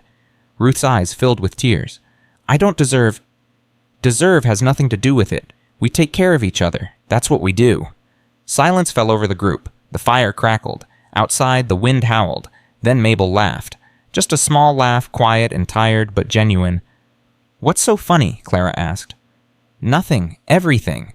Mabel shook her head. I was ready to die, you know, before I found the cold house. I had given up. I was just walking until my body stopped. And now look at me, hiding in a cave with a bunch of strangers who feel more like family than anyone I've ever known. That's the miracle, Sarah said softly. Not the house, the people. The house just brought us together. We're the ones who chose to stay. Day 47. They emerged from the caves. The world was quiet. Still.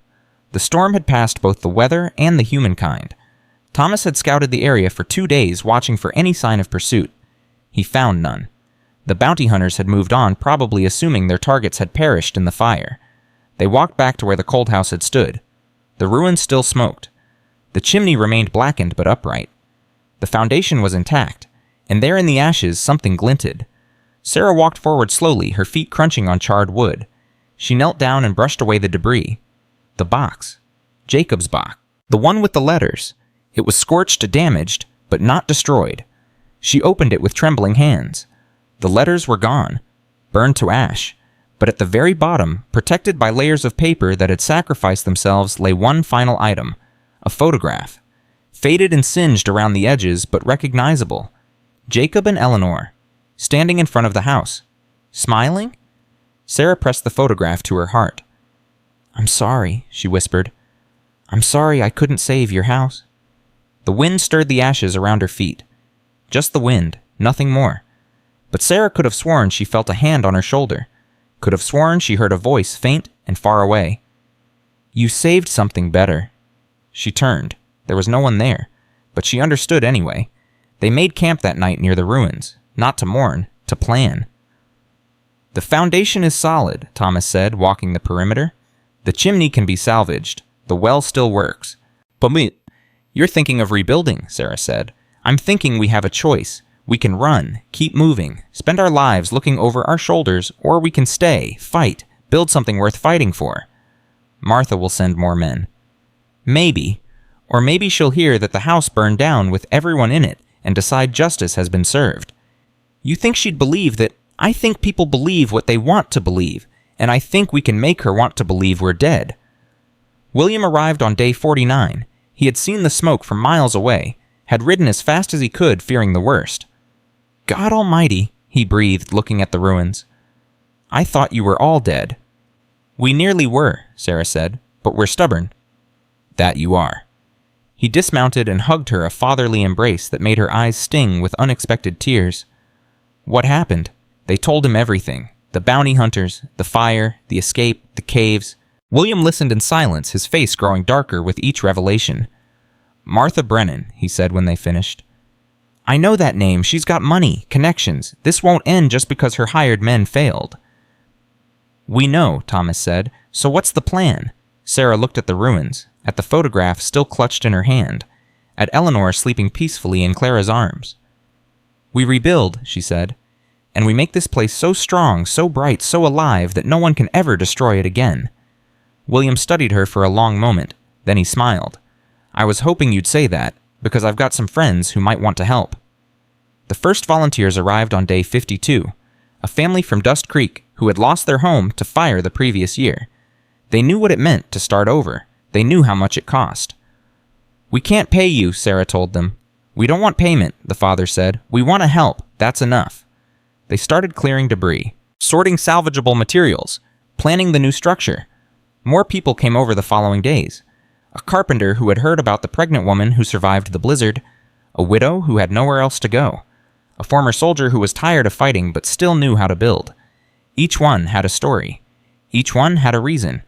And each one became part of something bigger than themselves. Day 60. The new foundation was laid. Sarah stood watching as Thomas and the carpenter set the corner posts. The structure would be larger than before, stronger, built to withstand anything. It's going to be beautiful, Clara said, standing beside her. It's going to be home. Rosie had started walking, taking wobbly steps across the frozen ground. Eleanor was growing fast, her dark eyes taking in everything around her with intense curiosity. Ruth's leg was healing well. Michael had started smiling again. Mabel had taken charge of organizing the supplies and volunteers with military precision. They were a community now, not just survivors, a community. That night, as Sarah sat by their campfire, she felt something shift in the air. A presence. Familiar. Warm. She looked up. Jacob stood at the edge of the firelight. Not faded this time. Not transparent. Almost solid. Almost real. He looked at the new foundation. At the people gathered around the fire. At the babies sleeping peacefully in their mother's arms. He smiled. And then slowly he turned and walked away. Not disappearing this time. Just walking. Into the darkness. Towards something Sarah couldn't see. Goodbye, she whispered. Thank you. For everything.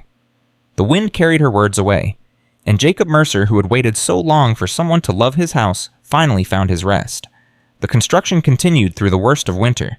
It shouldn't have been possible. The cold was brutal. The supplies were limited. The workers were exhausted, but they kept going, because every nail they drove was an act of defiance. Every board they raised was a declaration of hope. Every wall they built was a promise that some things were worth fighting for.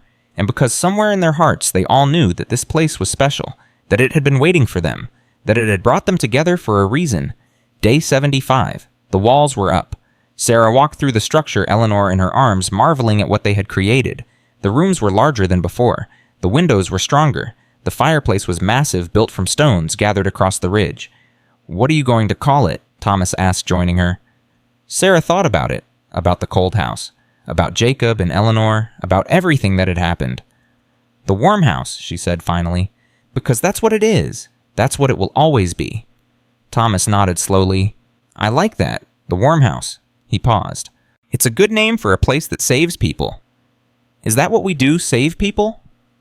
That's what you've been doing since you lit that first match. You just didn't know it yet. Sarah looked at him, at this man who had risked everything to protect them, who had become father and brother and friend all at once. Thank you, she said, for staying, for helping, for believing this was possible. I didn't believe it at first, Thomas admitted. I thought you were crazy, a pregnant woman alone in a blizzard trying to bring a dead house back to life. And now? He smiled. Now I think crazy is just another word for brave. Day 80, the roof was finished.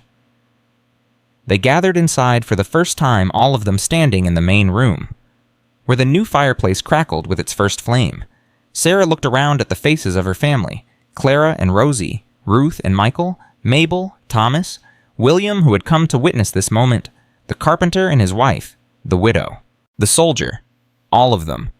"This house belongs to all of us," she said, "to everyone who helped build it, to everyone who will ever need shelter. The door will always be open, the fire will always be burning, and no one who comes here seeking warmth will ever be turned away." She paused, gathering her thoughts. "I was abandoned once, thrown out, left to die. I know what it feels like to have nowhere to go, no one to turn to, and I swore that if I ever had the chance I would make sure no one else felt that way." She held up the photograph of Jacob and Eleanor. "This house was built on love. A man built it for the woman he adored. And when she died, he kept that love alive. He waited, he hoped. He believed that someday someone would come who understood." Her voice cracked. "We understand Jacob. We understand now." She placed the photograph on the mantel above the fireplace. "Welcome home," she whispered. "All of you, welcome home." That night, as the others slept in their new rooms, Sarah sat alone by the fire. Eleanor nursed quietly at her breast. The flames danced and crackled. The house settled around her, solid and warm and alive. She thought about Daniel, about how proud he would be, about how much he would have loved this place, these people, this life they were building. "I wish you could see her," she whispered to the darkness. "I wish you could see how strong she is, how beautiful, how brave." The fire flickered, just the wind in the chimney, but Sarah smiled anyway, because she knew somehow that Daniel could see, that Jacob could see, that all the people who had loved and lost and waited were watching over them. And she knew that this was only the beginning. The warm house had been born, and nothing, not fire, not hatred, not all the cold in the world, would ever destroy it again. Day 85. The first stranger knocked on the door of the new house. Sarah opened it to find a man standing on the porch, his clothes torn, his face gaunt with hunger. Behind him, a woman clutched 2 small children to her chest. "We heard there was a place," the man said, his voice cracking. "A place that doesn't turn people away." Sarah stepped aside. "You heard right. Come in." That night, they fed the family their last supply of dried meat. Clara gave up her blanket so the children could sleep warm. Thomas sat with the man listening to his story of foreclosure and desperation and 100 miles of walking. "How did you find us?" Sarah asked. "A mail rider told us, said to follow the ridge until we saw smoke. Said there was a woman there who understood what it meant to have nowhere else to go. William, he had been spreading the word. The family stayed for 3 weeks. When they left, the man's eyes were clear and his wife was smiling for the first time in months. They headed west toward California where the man's brother had promised work. "Thank you," the woman said, pressing Sarah's hand. "You saved our lives. You saved yourselves. We just gave you a place to rest." Day 92. 2 more families arrived. Then a single mother with an infant. Then an elderly couple who had lost everything in a flood. Then a young man running from a crime he swore he didn't commit. Sarah didn't ask for proof. She didn't demand explanations. She just opened the door and let them in. "We're going to run out of room," Mabel said one evening, looking at the crowded main hall. "Then we'll build more rooms. We're going to run out of food. Then we'll grow more food. Sarah, we can't save everyone." Sarah looked at Eleanor, now 3 months old, laughing at something only babies could see. She thought of all the people who had helped her when she had nothing. William with his supplies, Thomas with his courage, Clara and Mabel and Ruth and everyone else who had chosen to stay. "Maybe we can't save everyone," she said, "but we can save the ones who find us, and that has to be enough." Thomas returned from hunting on day 95 with more than game. He brought news. "There's talk in Dust Creek," he said, his face grim, "about this place, about what we're doing here. Good talk or bad talk? Both. Some folks think we're saints.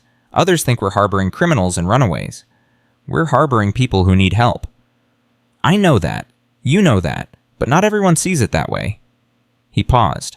"And there's something else." Sarah's stomach tightened. "What? Martha Brennan? She's been asking questions again, offering money for information about a woman matching your description." The name hit Sarah like a physical blow. She had almost allowed herself to believe it was over, that Martha had given up, that the fire had convinced everyone she was dead. How much money? $50 now, more than double what it was before. $50, that was a fortune in these parts. Enough to tempt even honest people. "What do we do?" Clara asked, her face pale. "We prepare," Thomas said. We watch, and we make sure no one here has reason to betray us. Day 100. Eleanor's first smile. Sarah was feeding her by the fire when it happened. The baby looked up at her mother, focused her dark eyes, and smiled. Not gas, not reflex. A real, genuine smile. Sarah burst into tears. "What's wrong?" Mabel rushed over. "Is she sick? Is something—" She smiled at me. She actually smiled. Mabel's face softened. Of course she smiled. She knows who loves her. Sarah held her daughter close, feeling the small heart beating against her own. 3 months ago, she had been dying in a snowdrift. 3 months ago, she had been ready to give up. And now, here she was, holding the most precious thing in the world, watching her child discover joy. "Your father would have loved this moment," she whispered. "He would have been so proud." Eleanor smiled again, as if she understood. Day 103. The preacher came. Sarah recognized him the moment he stepped onto the porch. Father Michael Dunn. The same man who had refused to let her into his church after Martha spread her poison. The same man who had called her a witch from his pulpit. Her hand found the rifle before she could think. "Wait," Thomas said, stepping in front of her. "Let me handle this." He opened the door. "Can I help you, Father?" Father Dunn removed his hat. He looked older than Sarah remembered, smaller, like something had hollowed him out from the inside. "I'm looking for Sarah Brennan," he said. "I was told she might be here." "Why?" "Because I owe her an apology." Sarah froze. Whatever she had expected, it wasn't that. "Let him in," she said. Father Dunn sat by the fire, his hands folded in his lap, his eyes fixed on the floor.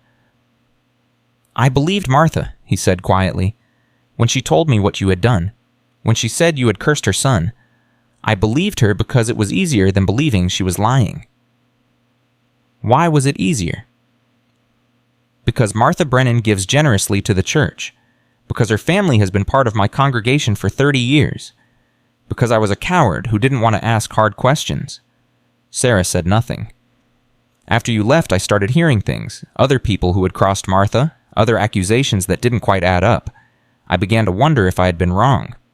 He finally looked up. "Then I heard about this place. About a woman who takes in strangers and asks nothing in return. A woman who survived the impossible and built something beautiful from the ashes. And you came to see for yourself."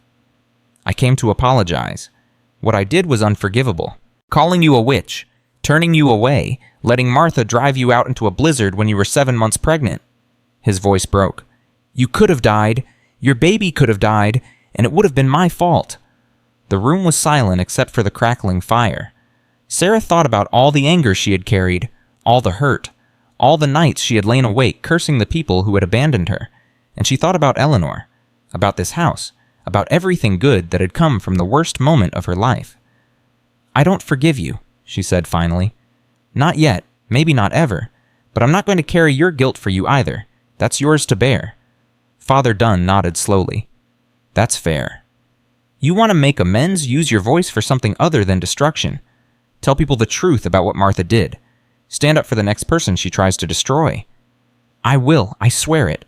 "Don't swear to me, swear to God. He's the one you answer to." Father Dunn left the next morning. He looked lighter somehow, like a weight had been lifted. But Sarah knew the truth. Some weights never fully lift. They just become easier to carry. Day 110. The fever came.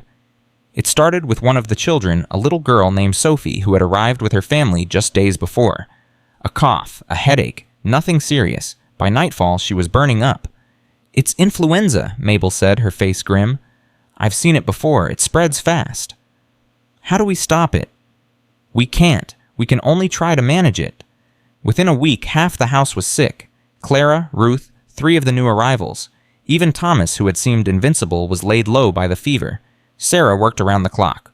Boiling water, cooling foreheads, feeding broth to people too weak to lift a spoon. She barely slept, barely ate, barely stopped moving. "You need to rest," Mabel told her. "You're going to make yourself sick." "I can't rest. They need me." "Eleanor needs you too. What happens to her if you collapse?" Sarah looked at her daughter sleeping peacefully in her cradle, somehow untouched by the sickness that had swept through the house. "I'll rest when this is over." "You'll rest now. That's an order." Sarah managed 4 hours of sleep before Sophie's mother came running. "She's not breathing right. Please, you have to help her." Sarah ran to the child's bedside. Sophie's lips had turned blue. Her chest heaved with every breath, each one a struggle, each one a battle she was slowly losing. "No," Sarah whispered. "No, not her. Please, not her." She held the little girl's hand through the night. She sang to her. She prayed to her. She begged God, begged Daniel, begged anyone who might be listening to spare this child. At dawn, Sophie's fever broke. The little girl opened her eyes and whispered, "I'm hungry." Sarah laughed and cried at the same time. "Then let's get you something to eat." The fever passed through the house like a storm. Terrible while it lasted, but eventually gone. No one died. Not Sophie. Not Thomas. Not any of the others who had fallen ill. "It's a miracle," Sophie's mother said. "It's stubbornness," Sarah replied. "We refuse to let anyone go." Day 120. Spring arrived. The snow began to melt slowly at first, then faster. The frozen ground softened. The trees started to bud. Life was returning to the world, and with it, new arrivals.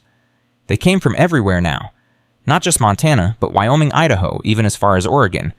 Word had spread about the warm house, about the woman who had survived the impossible, about the door that was always open. Thomas started building an addition to the house, then another, then a separate bunkhouse for single men, then a barn big enough to hold 12 horses. "We're becoming a town," Clara said one evening watching a group of children playing in the yard.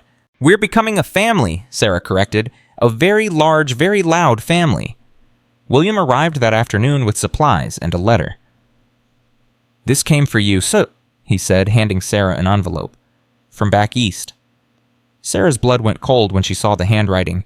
She would have recognized it anywhere. Martha, her hands shook as she opened the letter. "My dear Sarah, I know you're alive. I know where you are. I know what you've built. Did you think you could hide from me forever? Did you think a few 100 miles and a new name would erase what you did? My son is dead because of you. My grandchild, if it even survived, is being raised by a murderer. This cannot stand. I'm coming for you. Not with bounty hunters this time. With lawyers. With witnesses. With evidence of your crimes. When I'm done, you'll hang for what you did to Daniel, and your bastard child will be raised by proper people who know how to keep evil in check. See you soon. Martha Brennan." Sarah read the letter 3 times. Then she walked to the fireplace and threw it into the flames. "What was it?" Thomas asked. "A threat." "From Martha." "Yes." "What does she want?" Sarah watched the paper curl and blacken. "She wants to destroy me. Take Eleanor. See me hanged." Thomas's face hardened. "Over my dead body." "That's what I'm afraid of." Sarah turned to face him. "She's not coming with bounty hunters this time. She's coming with the law, with lawyers, with a story that sounds more believable than the truth. The truth is that she threw you out in a blizzard while you were pregnant. The truth is that she drove you to the edge of death. The truth is whatever a judge decides it is, and judges can be bought. Martha knows that better than anyone." That night, Sarah couldn't sleep. She lay in bed staring at the ceiling, thinking about everything she had built.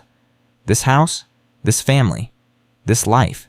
All of it could be taken away with a single verdict. Eleanor fussed in her cradle. Sarah picked her up and held her close.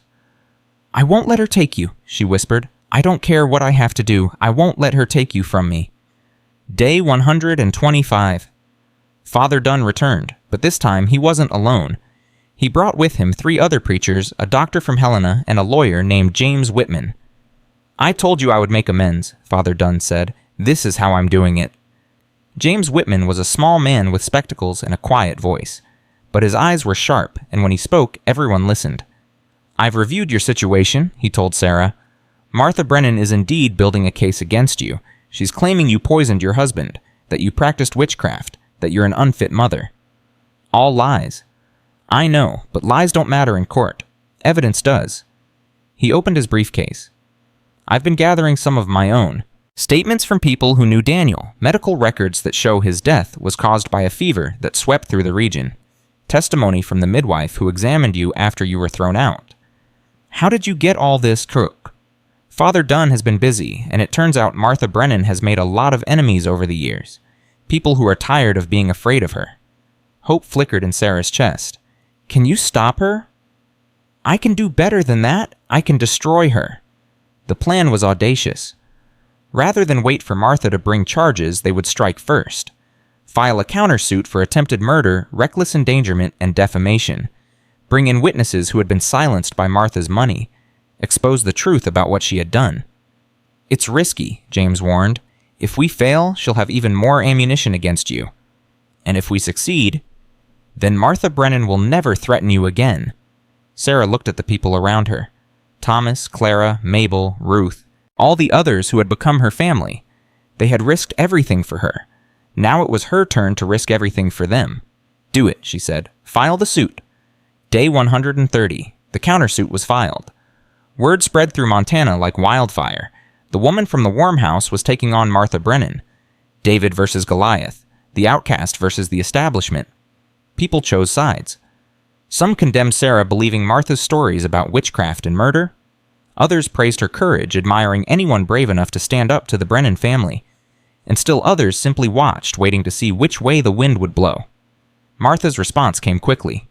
A letter to every newspaper in the territory declaring Sarah a dangerous criminal who had duped good people into sheltering her. A reward increased to $100. Pressure on local officials to arrest Sarah before the trial. But Father Dunn had been busy. The preachers he'd brought spoke from their pulpits about mercy and truth. The doctor testified that Daniel's death was natural, not poison, and James Whitman gave interviews about the evidence he had gathered. The tide began to turn. Day 140. Martha arrived. Sarah was in the garden when she heard the horses. She looked up and saw a carriage coming up the ridge flanked by riders. Expensive, imposing, unmistakable. She's here, Thomas said, appearing at her side. I know. Want me to send her away? Sarah thought about it. About hiding, about avoiding, about letting lawyers fight her battles. No, she said. I want to face her. She walked to the front of the house and waited. The carriage stopped. A footman jumped down and opened the door, and Martha Brennan stepped out. She looked exactly the same. Cold eyes, hard mouth, an expression of permanent contempt. Well, Martha said, looking around at the house, the gardens, the people gathered nervously in the yard. I see you've been busy. Hello, Martha. Don't hello me, girl. Don't pretend we're friends. We both know what you are. And what's that? A murderer, a witch, a whore who seduced my son and then killed him when he was no longer useful. Sarah felt the anger rise hot and familiar, but she pushed it down. This wasn't the time for rage. This was the time for strength. I loved Daniel, she said quietly. I loved him more than anything in the world. And when he died, a part of me died with him. Lies. It's the truth, whether you believe it or not. Martha's face twisted. Where's the child? Safe. I want to see it. No? I have a right. That's my grandson. Granddaughter. And you lost any rights the night you threw us out to die.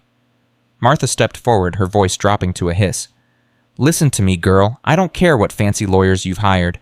I don't care what lies you've spread. When this is over, you'll be swinging from a rope, and that child will be in my arms where it belongs. Sarah didn't flinch.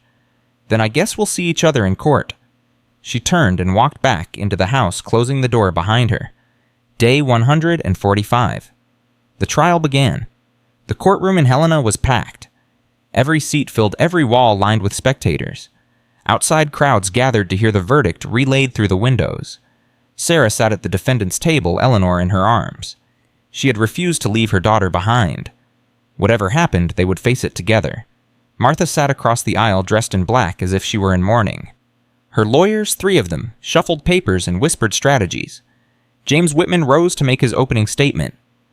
Ladies and gentlemen of the jury, you've heard many things about Sarah Brennan. That she's a witch, a murderer, a dangerous woman who should be locked away forever. But I'm here to tell you a different story, a true story, about a young wife who loved her husband, about a grieving widow who was thrown out into a blizzard by her own family, about a mother who survived the impossible and built something beautiful from the ashes. He pointed at Martha. That woman has spent months trying to destroy Sarah Brennan. She has spread lies. She has hired bounty hunters. She has burned down a house with innocent people inside. And why? Because Sarah Brennan represents something Martha cannot control. Hope, redemption, the belief that everyone deserves a second chance. The trial lasted 6 days. Witness after witness took the stand. The midwife who had examined Sarah and declared her healthy. The doctor who had reviewed Daniel's symptoms and concluded he died of natural causes. The the former servants of the Brennan household who testified about Martha's cruelty. And then on the fourth day, the surprise witness, Henry Brennan, Martha's husband, Daniel's father. He walked into the courtroom slowly leaning on a cane. He looked like a man who had aged decades in months. "Mr. Brennan," James said, "can you tell us what happened the night Sarah was thrown out of your house?" Henry's voice was barely above a whisper. "Martha told her to leave, said she was cursed, said she had killed Daniel." "Did you believe that?" A long pause. "No." "Then why didn't you stop it?" Henry looked at his wife. For a moment, something passed between them. Anger, regret, decades of silence finally breaking. "Because I was afraid of her. Because I've always been afraid of her. Because I knew if I stood up for Sarah, Martha would destroy me too." "And now?" Henry turned to Sarah. Tears were streaming down his weathered face. "I'm sorry," he said. "I'm so sorry. I watched her throw you out, and I did nothing. I watched her burn your house, and I did nothing. I let her chase you across the territory, and I did nothing. But I can't do nothing anymore. My son is dead. My grandson, he caught himself. My granddaughter deserves better than this. Sarah deserves better than this." He looked at the jury. "Sarah Brennan is not a murderer. She's not a witch. She's the mother of my grandchild, and she loved my son more than anything. The only criminal in this courtroom is my wife." Martha's face went white with rage. She started to rise, but her lawyers pulled her back down. The damage was done. Day 151. The verdict. Sarah stood as the jury foreman rose. Eleanor was sleeping in Clara's arms at the back of the courtroom. Thomas stood beside Sarah, his hand on her shoulder. "In the matter of the territory of Montana versus Sarah Brennan on the charge of murder, we find the defendant not guilty." The courtroom erupted. Sarah's supporters cheered. Martha screamed in protest. The judge banged his gavel for order. "On the charge of witchcraft, we find the defendant not guilty." More cheering, more screaming. The judge's gavel sounded like thunder. "Furthermore, in the matter of Sarah Brennan versus Martha Brennan on the charges of attempted murder, reckless endangerment, and conspiracy to commit arson, we find the defendant guilty." Martha's face went from white to gray. Her lawyers slumped in their chairs. "This court sentences Martha Brennan to 10 years in the territorial prison." The screaming stopped. Martha stared at the judge, then at the jury, then at Sarah. "This isn't over," she hissed. "This will never be over." But it was over, and everyone in that courtroom knew it. Sarah walked out of the courthouse into the Montana sunlight. A crowd had gathered outside, hundreds of people who had followed the trial. When they saw her, they began to cheer. Strangers reached out to shake her hand. Women wept with joy. Children waved. Clara handed Eleanor to her. The baby blinked in the bright light, then smiled. "We did it," Thomas said. "We actually did it." Sarah looked at him, at Clara, at Mabel and Ruth and all the others who had traveled from the warm house to support her. No, she said. "We survived it. There's a difference." "What's the difference?" "Surviving's just staying alive. What we're going to do next is living." Day 160, the homecoming. They returned to the warm house as the sun was setting. The entire community had gathered to welcome them back. Torches lined the path. Music played. Food covered every table. Sarah stood on the porch and looked out at the faces of her family. Young and old. Strong and weak. Broken and healing. All of them together. "I have something to say," she announced. The crowd fell silent. "When I came to this place, I was running. Running from grief, running from hatred, running from people who wanted me dead. I didn't plan to stay. I didn't plan to build anything. I just wanted to survive long enough to see my baby born." She paused, gathering her thoughts. "But this house had other plans. This land had other plans. You had other plans." She smiled. "You took me in when I had nothing. You fought for me when I couldn't fight for myself. You became my family when my real family abandoned me." Eleanor cooed in her arms. "This is my daughter, Eleanor. Name for a woman I never met who loved a house and a husband so much that her spirit lingered for decades waiting. Eleanor is the future of this place. She's the proof that love can survive anything, that hope can survive anything, that we can survive anything as long as we have each other." She raised her voice. "The warm house isn't just a building. It's an idea, a promise, a declaration that no one who comes here seeking shelter will ever be turned away. As long as I live, as long as Eleanor lives, as long as any of us live, that promise will stand." The crowd cheered. That night, as the celebration continued around her, Sarah slipped away to the quiet room at the back of the house. She opened the small box she kept by her bed and pulled out the photograph of Jacob and Eleanor, singed but intact, a memory that refused to die. "Thank you," she whispered, "for building this place, for waiting for us, for giving us a home." The air shifted slightly, a presence. Familiar, warm. Sarah smiled. "Rest now," she said. "We'll take it from here." And somewhere in the walls of the warm house, something settled, something let go, something finally found peace. Day 170, spring in full bloom. Thomas found Sarah in the garden, her hands in the dirt, Eleanor sleeping in a basket beside her. "You're planting flowers," he observed. "I'm planting hope. Every seed is a promise that we'll be here next year to see it bloom." He knelt beside her. "Sarah, there's something I need to say." "Then say it." "When I first came here, I was lost. Not just physically. Lost inside. I had given up on finding a place where I belonged, where I mattered. And now? Now I've found it. I've found you." Sarah's hands stilled in the dirt. "I'm not asking for anything," Thomas continued quickly. "I know it's too soon.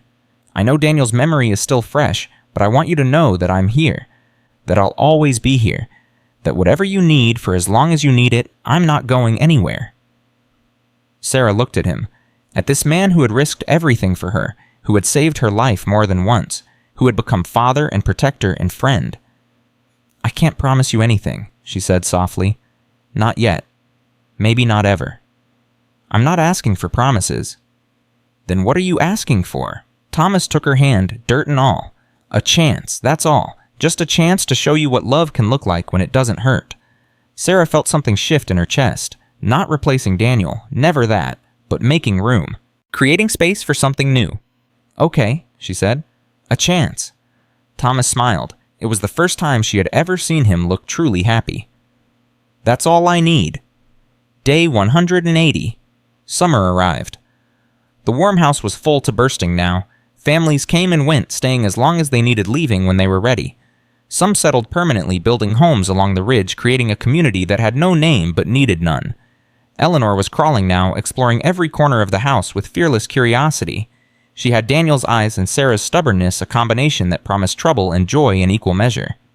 "She's going to be a handful," Clara said, watching Eleanor chase a beetle across the floor. "She already is. I wouldn't have it any other way." William arrived that afternoon with a package, something sent from Helena by James Whitman. Sarah opened it to find a newspaper clipping, an announcement from the territorial government. The warm house had been officially recognized as a refuge for travelers. It would receive a small stipend from the territory, enough to help with supplies and maintenance, but that wasn't all. Attached to the announcement was a letter from the governor himself. "Mrs. Brennan, your courage in the face of persecution has inspired countless people across Montana Territory. The warm house stands as a testament to the power of compassion and the strength of the human spirit. In recognition of your service, I am pleased to award you the title of Guardian of the Ridge with all the rights and responsibilities that entails. May your house remain warm for generations to come. Respectfully, Governor Benjamin Potts." Sarah read the letter 3 times. Then she laughed. "Guardian of the Ridge," she said. "That sounds like something from a storybook." "Maybe you're living in one," Thomas said. "A story about a woman who refused to give up, who built something beautiful from nothing, who proved that love is stronger than hate." "That's not a story. That's just life. Same thing sometimes." That night, Sarah wrote a letter of her own. Not to Daniel this time, to Eleanor. "My dearest daughter, today you are 6 months old. You're crawling now, getting into everything, driving your poor mother absolutely crazy. You have your father's eyes and my stubbornness, which means you're going to be trouble. Good trouble. By the time you read this, you'll know the story of how you came to be. The blizzard, the bounty hunters, the fire, the trial, all of it. But I want you to know something else, too. You were never an accident, never a curse, never a burden. From the moment I knew you existed, you were my reason for fighting, my reason for living, my reason for believing that tomorrow could be better than today. This house is your inheritance. Not the building itself, but what it represents. A door that's always open, a fire that's always burning. A promise that no one who comes seeking warmth will ever be turned away. Take care of it when I'm gone. Take care of the people who come here. And remember, always remember, that you are loved, that you were always loved, that you will always be loved. Your mother, Sarah Brennan, Guardian of the Ridge." She folded the letter and placed it in the box with Jacob's photograph. Someday Eleanor would find it. Someday she would understand. But for now, the sun was setting, the fire was crackling, and her daughter was laughing at something only babies could see, and that was enough. Day 200. Eleanor's first word. Sarah was washing clothes by the well when she heard it. A sound that stopped her heart, made her drop the wet shirt into the dirt, made her run toward the house faster than she had ever run before. "Mama!" Eleanor was sitting in the middle of the floor, looking up at Clara with an expression of pure triumph. "Say it again?" Sarah gasped, falling to her knees beside her daughter. "Please, baby, say it again." Eleanor looked at her mother, those dark eyes, Daniel's eyes, and smiled. "Mama." Sarah gathered her daughter into her arms and wept. Not sad tears, not afraid tears, the kind of tears that only come when joy is too big for the body to contain. She said it? Clara breathed, her own eyes wet. She actually said it. She said Mama. Her first word was Mama. Thomas appeared in the doorway, alarmed by the commotion. "What happened? Is someone hurt?" Eleanor talked? Sarah laughed through her tears. "My baby talked." Thomas's weathered face broke into a grin. "Well, that's worth celebrating. I'll go tell the others." Within an hour, the entire community had gathered in the main room. People passed Eleanor around each one, trying to coax another word from her. The baby obliged with no and dog, and something that might have been more. "She's going to be a talker," Mabel predicted, "just like her mother." "God help us all," Thomas said, and everyone laughed. That night after the celebration had died down and Eleanor was sleeping peacefully in her cradle, Sarah sat by the fire and thought about all the words she wanted to teach her daughter. Love, hope, courage, forgiveness, home. Day 215. The letter arrived. William brought it with his usual delivery, but something in his face told Sarah this wasn't ordinary mail. "It's from the prison," he said quietly. "From Martha." Sarah's hands trembled as she took the envelope. She stared at it for a long moment, not sure she wanted to know what was inside. "Do you want me to stay while you read it?" Thomas asked. "No, this is something I need to do alone." She went to her room and sat on the bed. Eleanor was napping beside her, completely unaware of the storm brewing in her mother's heart. Sarah opened the letter. "Sarah, I'm dying. The doctors say it's my heart. They give me weeks, maybe less. I'm not writing to apologize. I still believe you killed my son. I still believe that child is cursed. Nothing will ever change my mind about that. But I'm writing because I need to know something before I die. I need to know if Daniel said anything at the end. If he spoke about me. If he forgave me for being a difficult mother. If he knew how much I loved him. You were there when he died. You held him. You heard his last words. Tell me what they were. Please, it's the only thing I'm asking. Martha Brennan." Sarah read the letter 3 times. Each time, the anger rose a little higher. This woman had thrown her out, had tried to kill her, had burned down her home, had tried to take her daughter and see her hanged. And now she wanted comfort, she wanted peace. Sarah crumpled the letter and threw it toward the fire. It landed at the edge of the hearth, curling slightly from the heat, but not burning. She stared at it for a long time, and then she thought about Daniel, about the man he had been, about the words he had spoken in his final moments. "Tell Mother I forgive her." That's what he had said. Those were his last words. Not to Sarah, but about Martha. About the woman who had made his childhood difficult, who had controlled and criticized and never quite let him be enough. He had forgiven her. Sarah picked up the letter and smoothed it out. Could she do the same? She sat at her writing desk and pulled out a fresh sheet of paper. Martha Daniel's last words were about you. He said, "Tell Mother I forgive her." I don't know what he was forgiving you for. I don't know the full history between you. But I know that even at the end, even in pain and fever and confusion, he was thinking about making peace with you. I can't give you absolution. I can't tell you that what you did to me was justified or forgivable. But I can give you this: your son loved you. Despite everything, despite the difficulties, despite whatever came between you, he loved you enough to forgive you with his dying breath. Do with that what you will. Sarah Brennan. She sealed the letter and gave it to William the next morning. "Are you sure about this?" he asked. "No, but I'm doing it anyway. That's what forgiveness is, isn't it? Doing the right thing, even when you're not sure you want to." Day 220. News came from Helena. Martha Brennan was dead. She had passed in her sleep 3 days after receiving Sarah's letter. The messenger who brought the news also brought something else. A package addressed to Sarah sent from Martha's lawyer. Inside was a jewelry box. And inside the jewelry box was a locket. Sarah opened it with trembling hands. On one side was a tiny portrait of Daniel as a baby. On the other side was a lock of his hair. There was a note attached. She wanted you to have this. She said it was the only thing she had left of her son and it should go to his daughter. She said to tell you she was sorry, not for believing what she believed, but for how she acted on it. She said she understood now why Daniel loved you. Sarah closed her eyes and held the locket against her heart. She couldn't forgive Martha, not completely. Some wounds were too deep for that. But she could let go of the anger. She could stop carrying the weight of hatred. And maybe in the end, that was enough. Day 230. Eleanor's first steps. It happened without warning like all miracles do. One moment she was holding onto the edge of a chair, and the next she was walking. Actually walking. Moving across the room toward Sarah with determined, wobbly steps. "Thomas!" Sarah screamed. "Thomas, come quick!" He burst through the door rifle in hand, expecting danger. Instead, he found Sarah on her knees, arms outstretched, watching their daughter walk toward her. "She's walking," he breathed. "She's walking." Eleanor reached her mother and fell into her arms, laughing with delight at her own accomplishment. "That's my girl," Sarah whispered, holding her tight. "That's my brave, beautiful girl." From that day on, there was no stopping Eleanor. She walked everywhere, explored everything, got into constant trouble. She was curious and fearless and stubborn, just like both her parents. "She's going to run this place someday," Clara said, watching Eleanor toddle after a chicken in the yard. "God help us all," Sarah replied, but she was smiling. Day 245. The flood came. It started with rain. Days of it relentless and endless, turning the roads to mud and the creeks to rivers. Then the dam upstream broke. Sarah heard the roar before she saw the water, a sound like thunder, like the earth itself was tearing apart. "Everyone to high ground!" Thomas shouted. "Now!" They ran. Sarah grabbed Eleanor and climbed the hill behind the house, not looking back, not stopping until they were safe. When she finally turned around, her heart shattered. The warm house was flooded.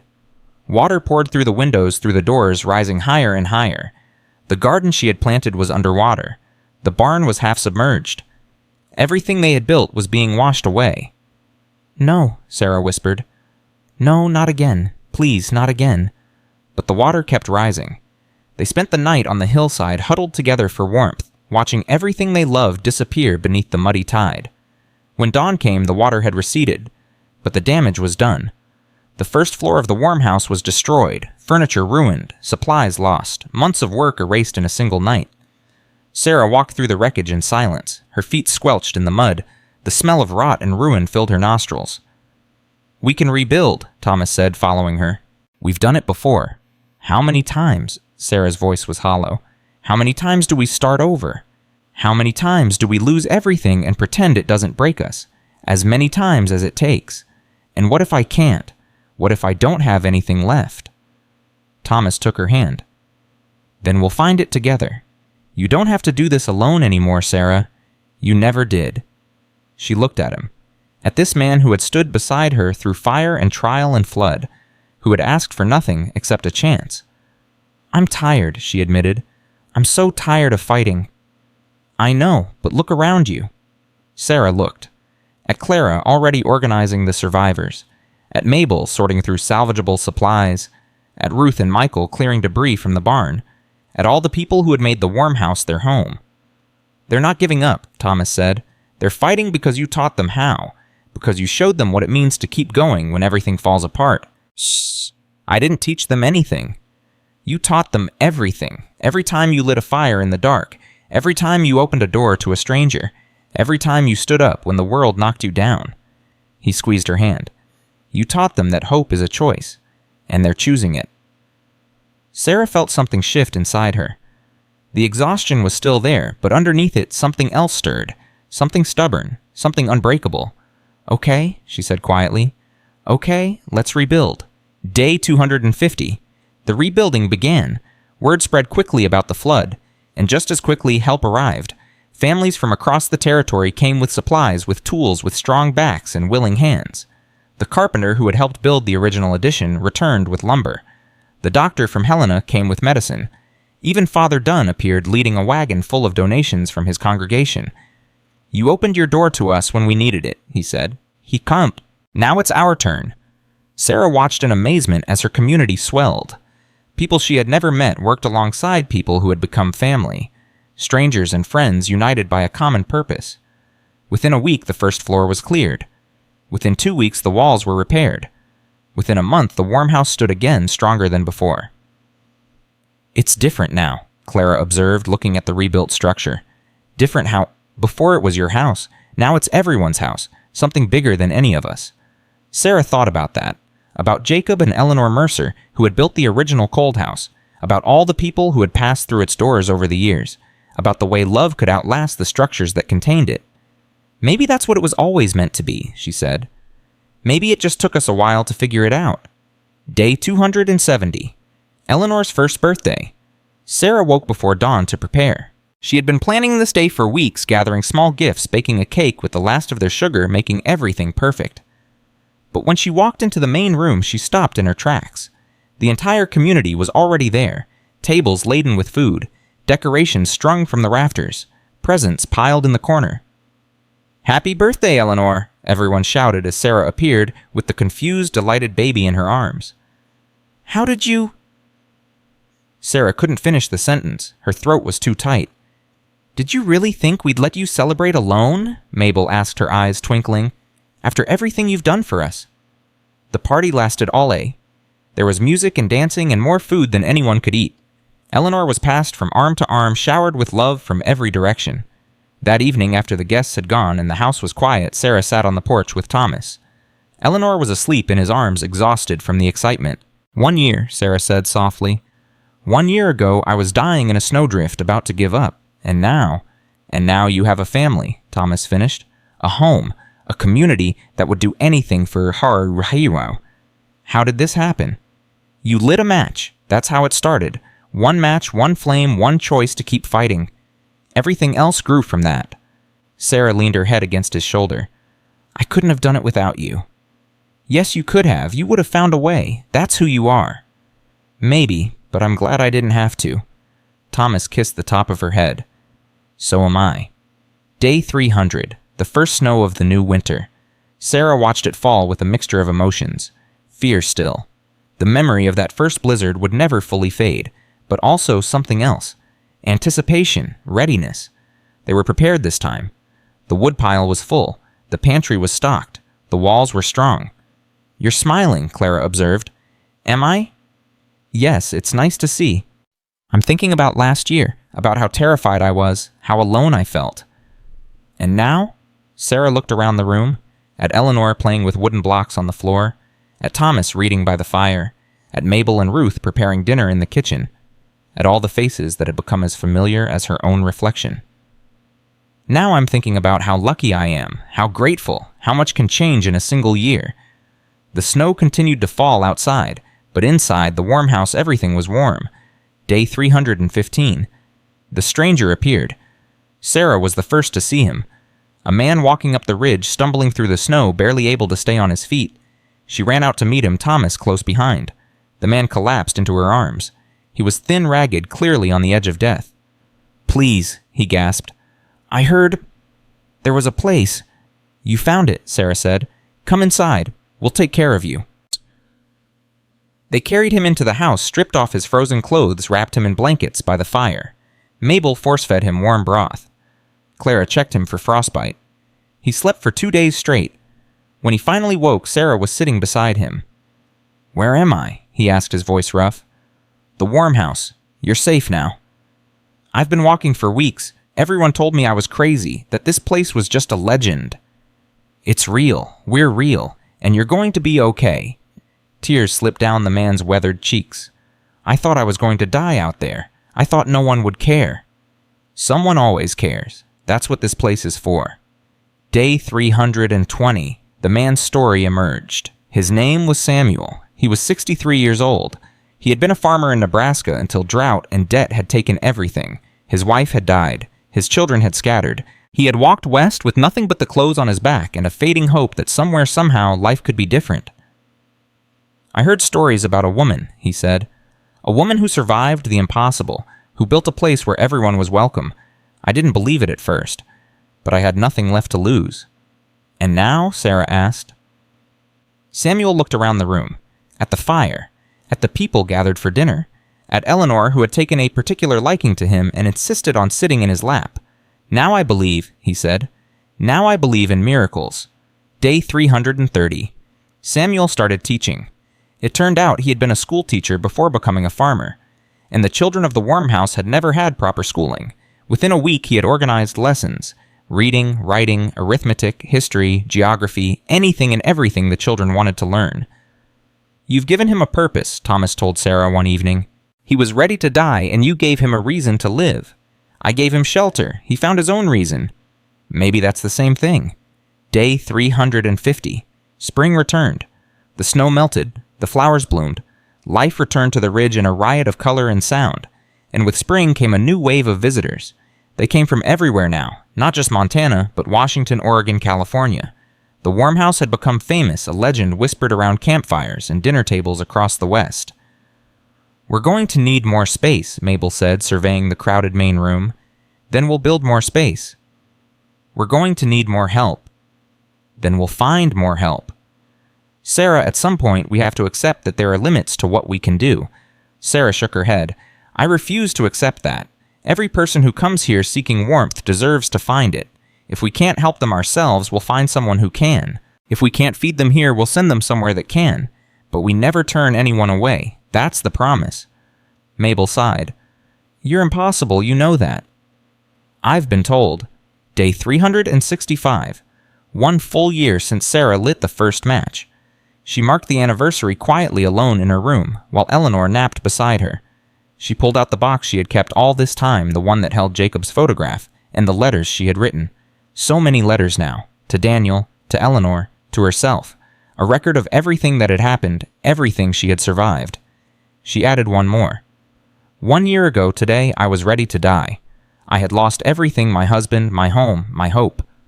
I was alone in a blizzard with no food, no shelter, and no reason to keep fighting, but I had one thing, one match, one chance to make a fire.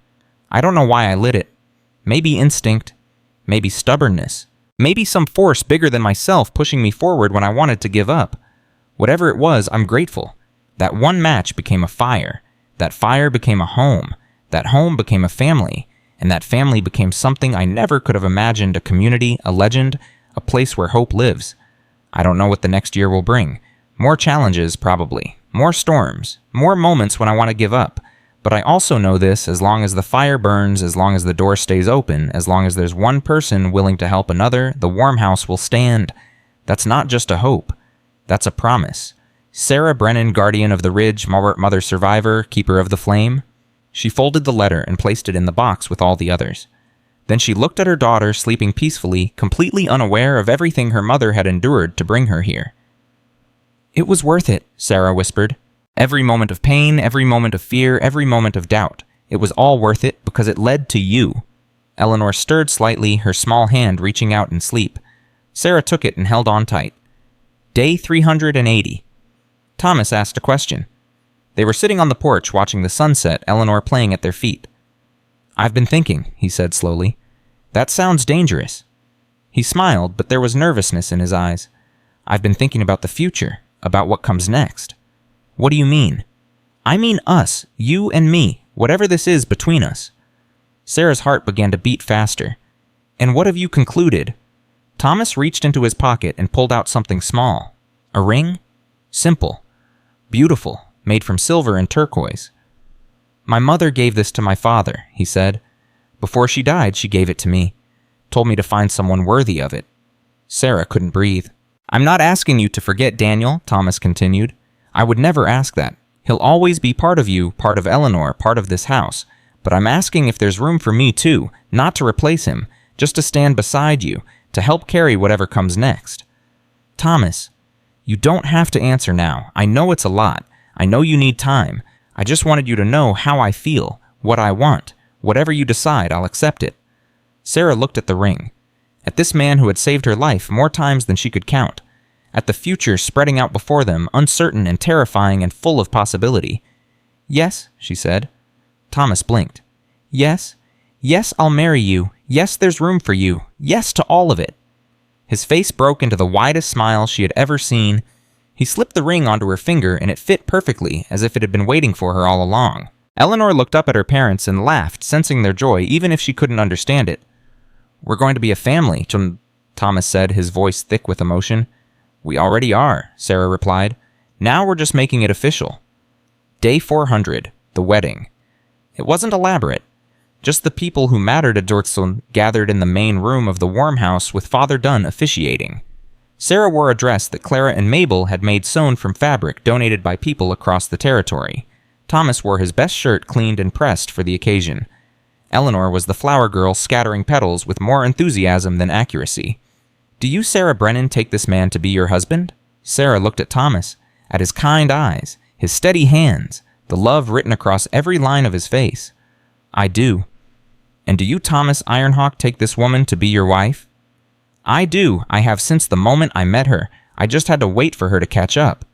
Everyone laughed. Even Sarah threw her tears. "Then by the power vested in me, I pronounce you husband and wife." Thomas kissed her.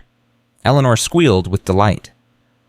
The room erupted in cheers and applause, and somewhere in the walls of the warm house something settled deeper, something that had been watching and waiting and hoping, something that knew at last that its work was done. Day 450, Eleanor's second birthday, another celebration, more food, more laughter, more love than Sarah had ever thought possible. But this year was different. This year Eleanor understood what was happening. She knew the presents were for her, she knew the cake was for her, she knew that all these people had gathered because they loved her. "Make a wish," Sarah told her, holding her up to blow out the candles. Eleanor screwed up her face in concentration, then blew with all her might. "What did you wish for?" Thomas asked.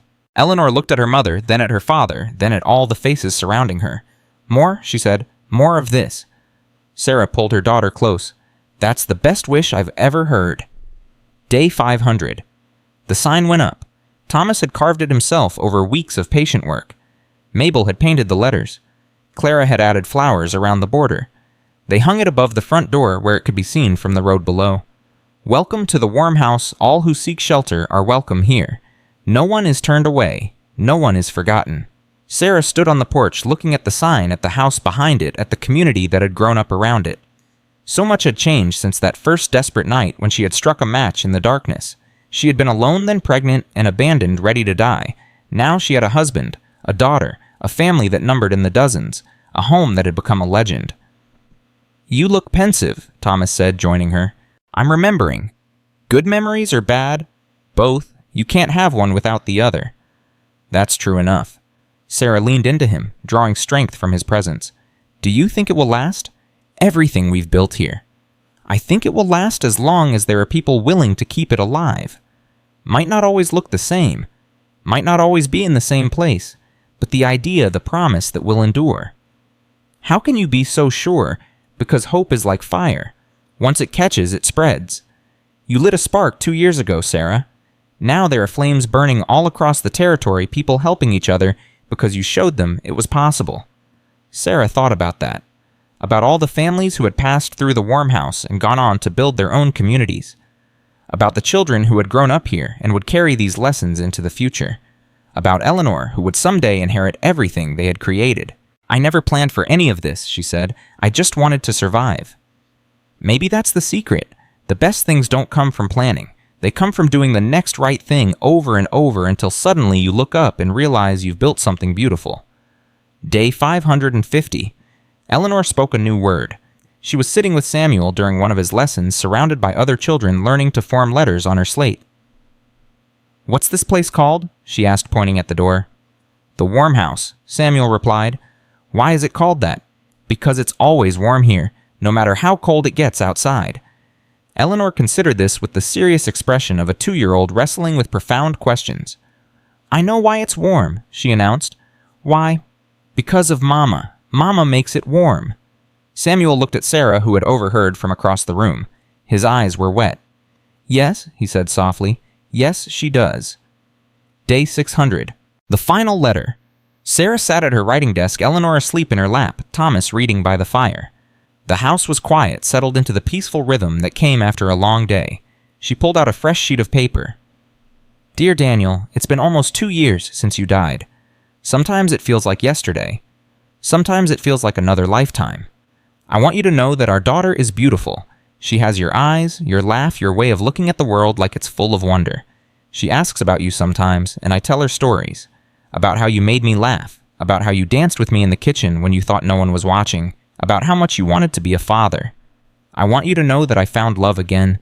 His name is Thomas. He's a good man, Daniel. He takes care of Eleanor like she was his own. He takes care of me too, even when I don't want to be taken care of. I think you would have liked him. I want you to know that I'm happy. Not every moment, not every day, but more often than not. The grief is still there, but it's not the only thing anymore. There's room for joy now, room for hope, room for all the things I thought I had lost forever. Most of all, I want you to know that I kept my promise. I survived. I raised our daughter. I built something beautiful from the ashes of everything we lost. The warm house stands on a ridge in Montana. It has walls that keep out the cold and doors that never close to anyone in need. Hundreds of people have passed through it. Hundreds more will come. And every single one of them is here because of you. Because loving you taught me how to love. Because losing you taught me how to survive. Because missing you taught me how to hope. You're not gone, Daniel. You're in every board of this house, every flame in the fire, every smile on our daughter's face. You're in me. Always. Forever, you're Sarah. She folded the letter and placed it in the box with all the others. Then she looked around the room. At her sleeping daughter. At her husband reading by the fire. At the walls that had sheltered so many that would shelter so many more. The warm house was quiet, but it was alive, breathing, waiting for whoever might come next. Because that was the promise. That was the legacy. That was the truth that Sarah had learned through fire and flood and loss and love. No one who seeks shelter should ever be turned away. No one who needs warmth should ever find a closed door. No one who is lost should ever feel forgotten. Outside, the wind stirred the trees. Inside, the fire crackled and danced. And somewhere in the walls of the old house, something settled deeper into its foundations. Content. Complete. Home. Sarah blew out the candle on her desk. "Good night, Daniel," she whispered into the darkness. "Good night, Jacob. Good night, everyone who came before." She carried Eleanor to bed and curled up beside Thomas, feeling his warmth, hearing his heartbeat. Tomorrow would bring new challenges, new strangers, new chances to keep the promise. But tonight, Sarah Brennan was at peace, and the warm house which had stood for decades and would stand for decades more held its family close and waited for the dawn. Because that's what homes do. They shelter. They protect. They endure. They keep the fire burning no matter how dark the night. And they never ever give up on the people who need them most. Sarah closed her eyes. The fire crackled. The wind sang. And the warm house stood strong against the darkness, a beacon of hope in a cold world, proof that love could survive anything, that kindness could conquer cruelty, that one stubborn woman with one stubborn match could change everything. Not because she was special, but because she refused to stop trying, because she lit the fire, and because she never let it go out. That was the lesson of the warm house. That was the legacy of Sarah Brennan. That was the truth that would endure long after the walls had crumbled and the names had been forgotten. Hope is a fire that never dies as long as someone is brave enough to light it and stubborn enough to keep it burning. And in Montana, on a ridge overlooking the valley, that fire burns still.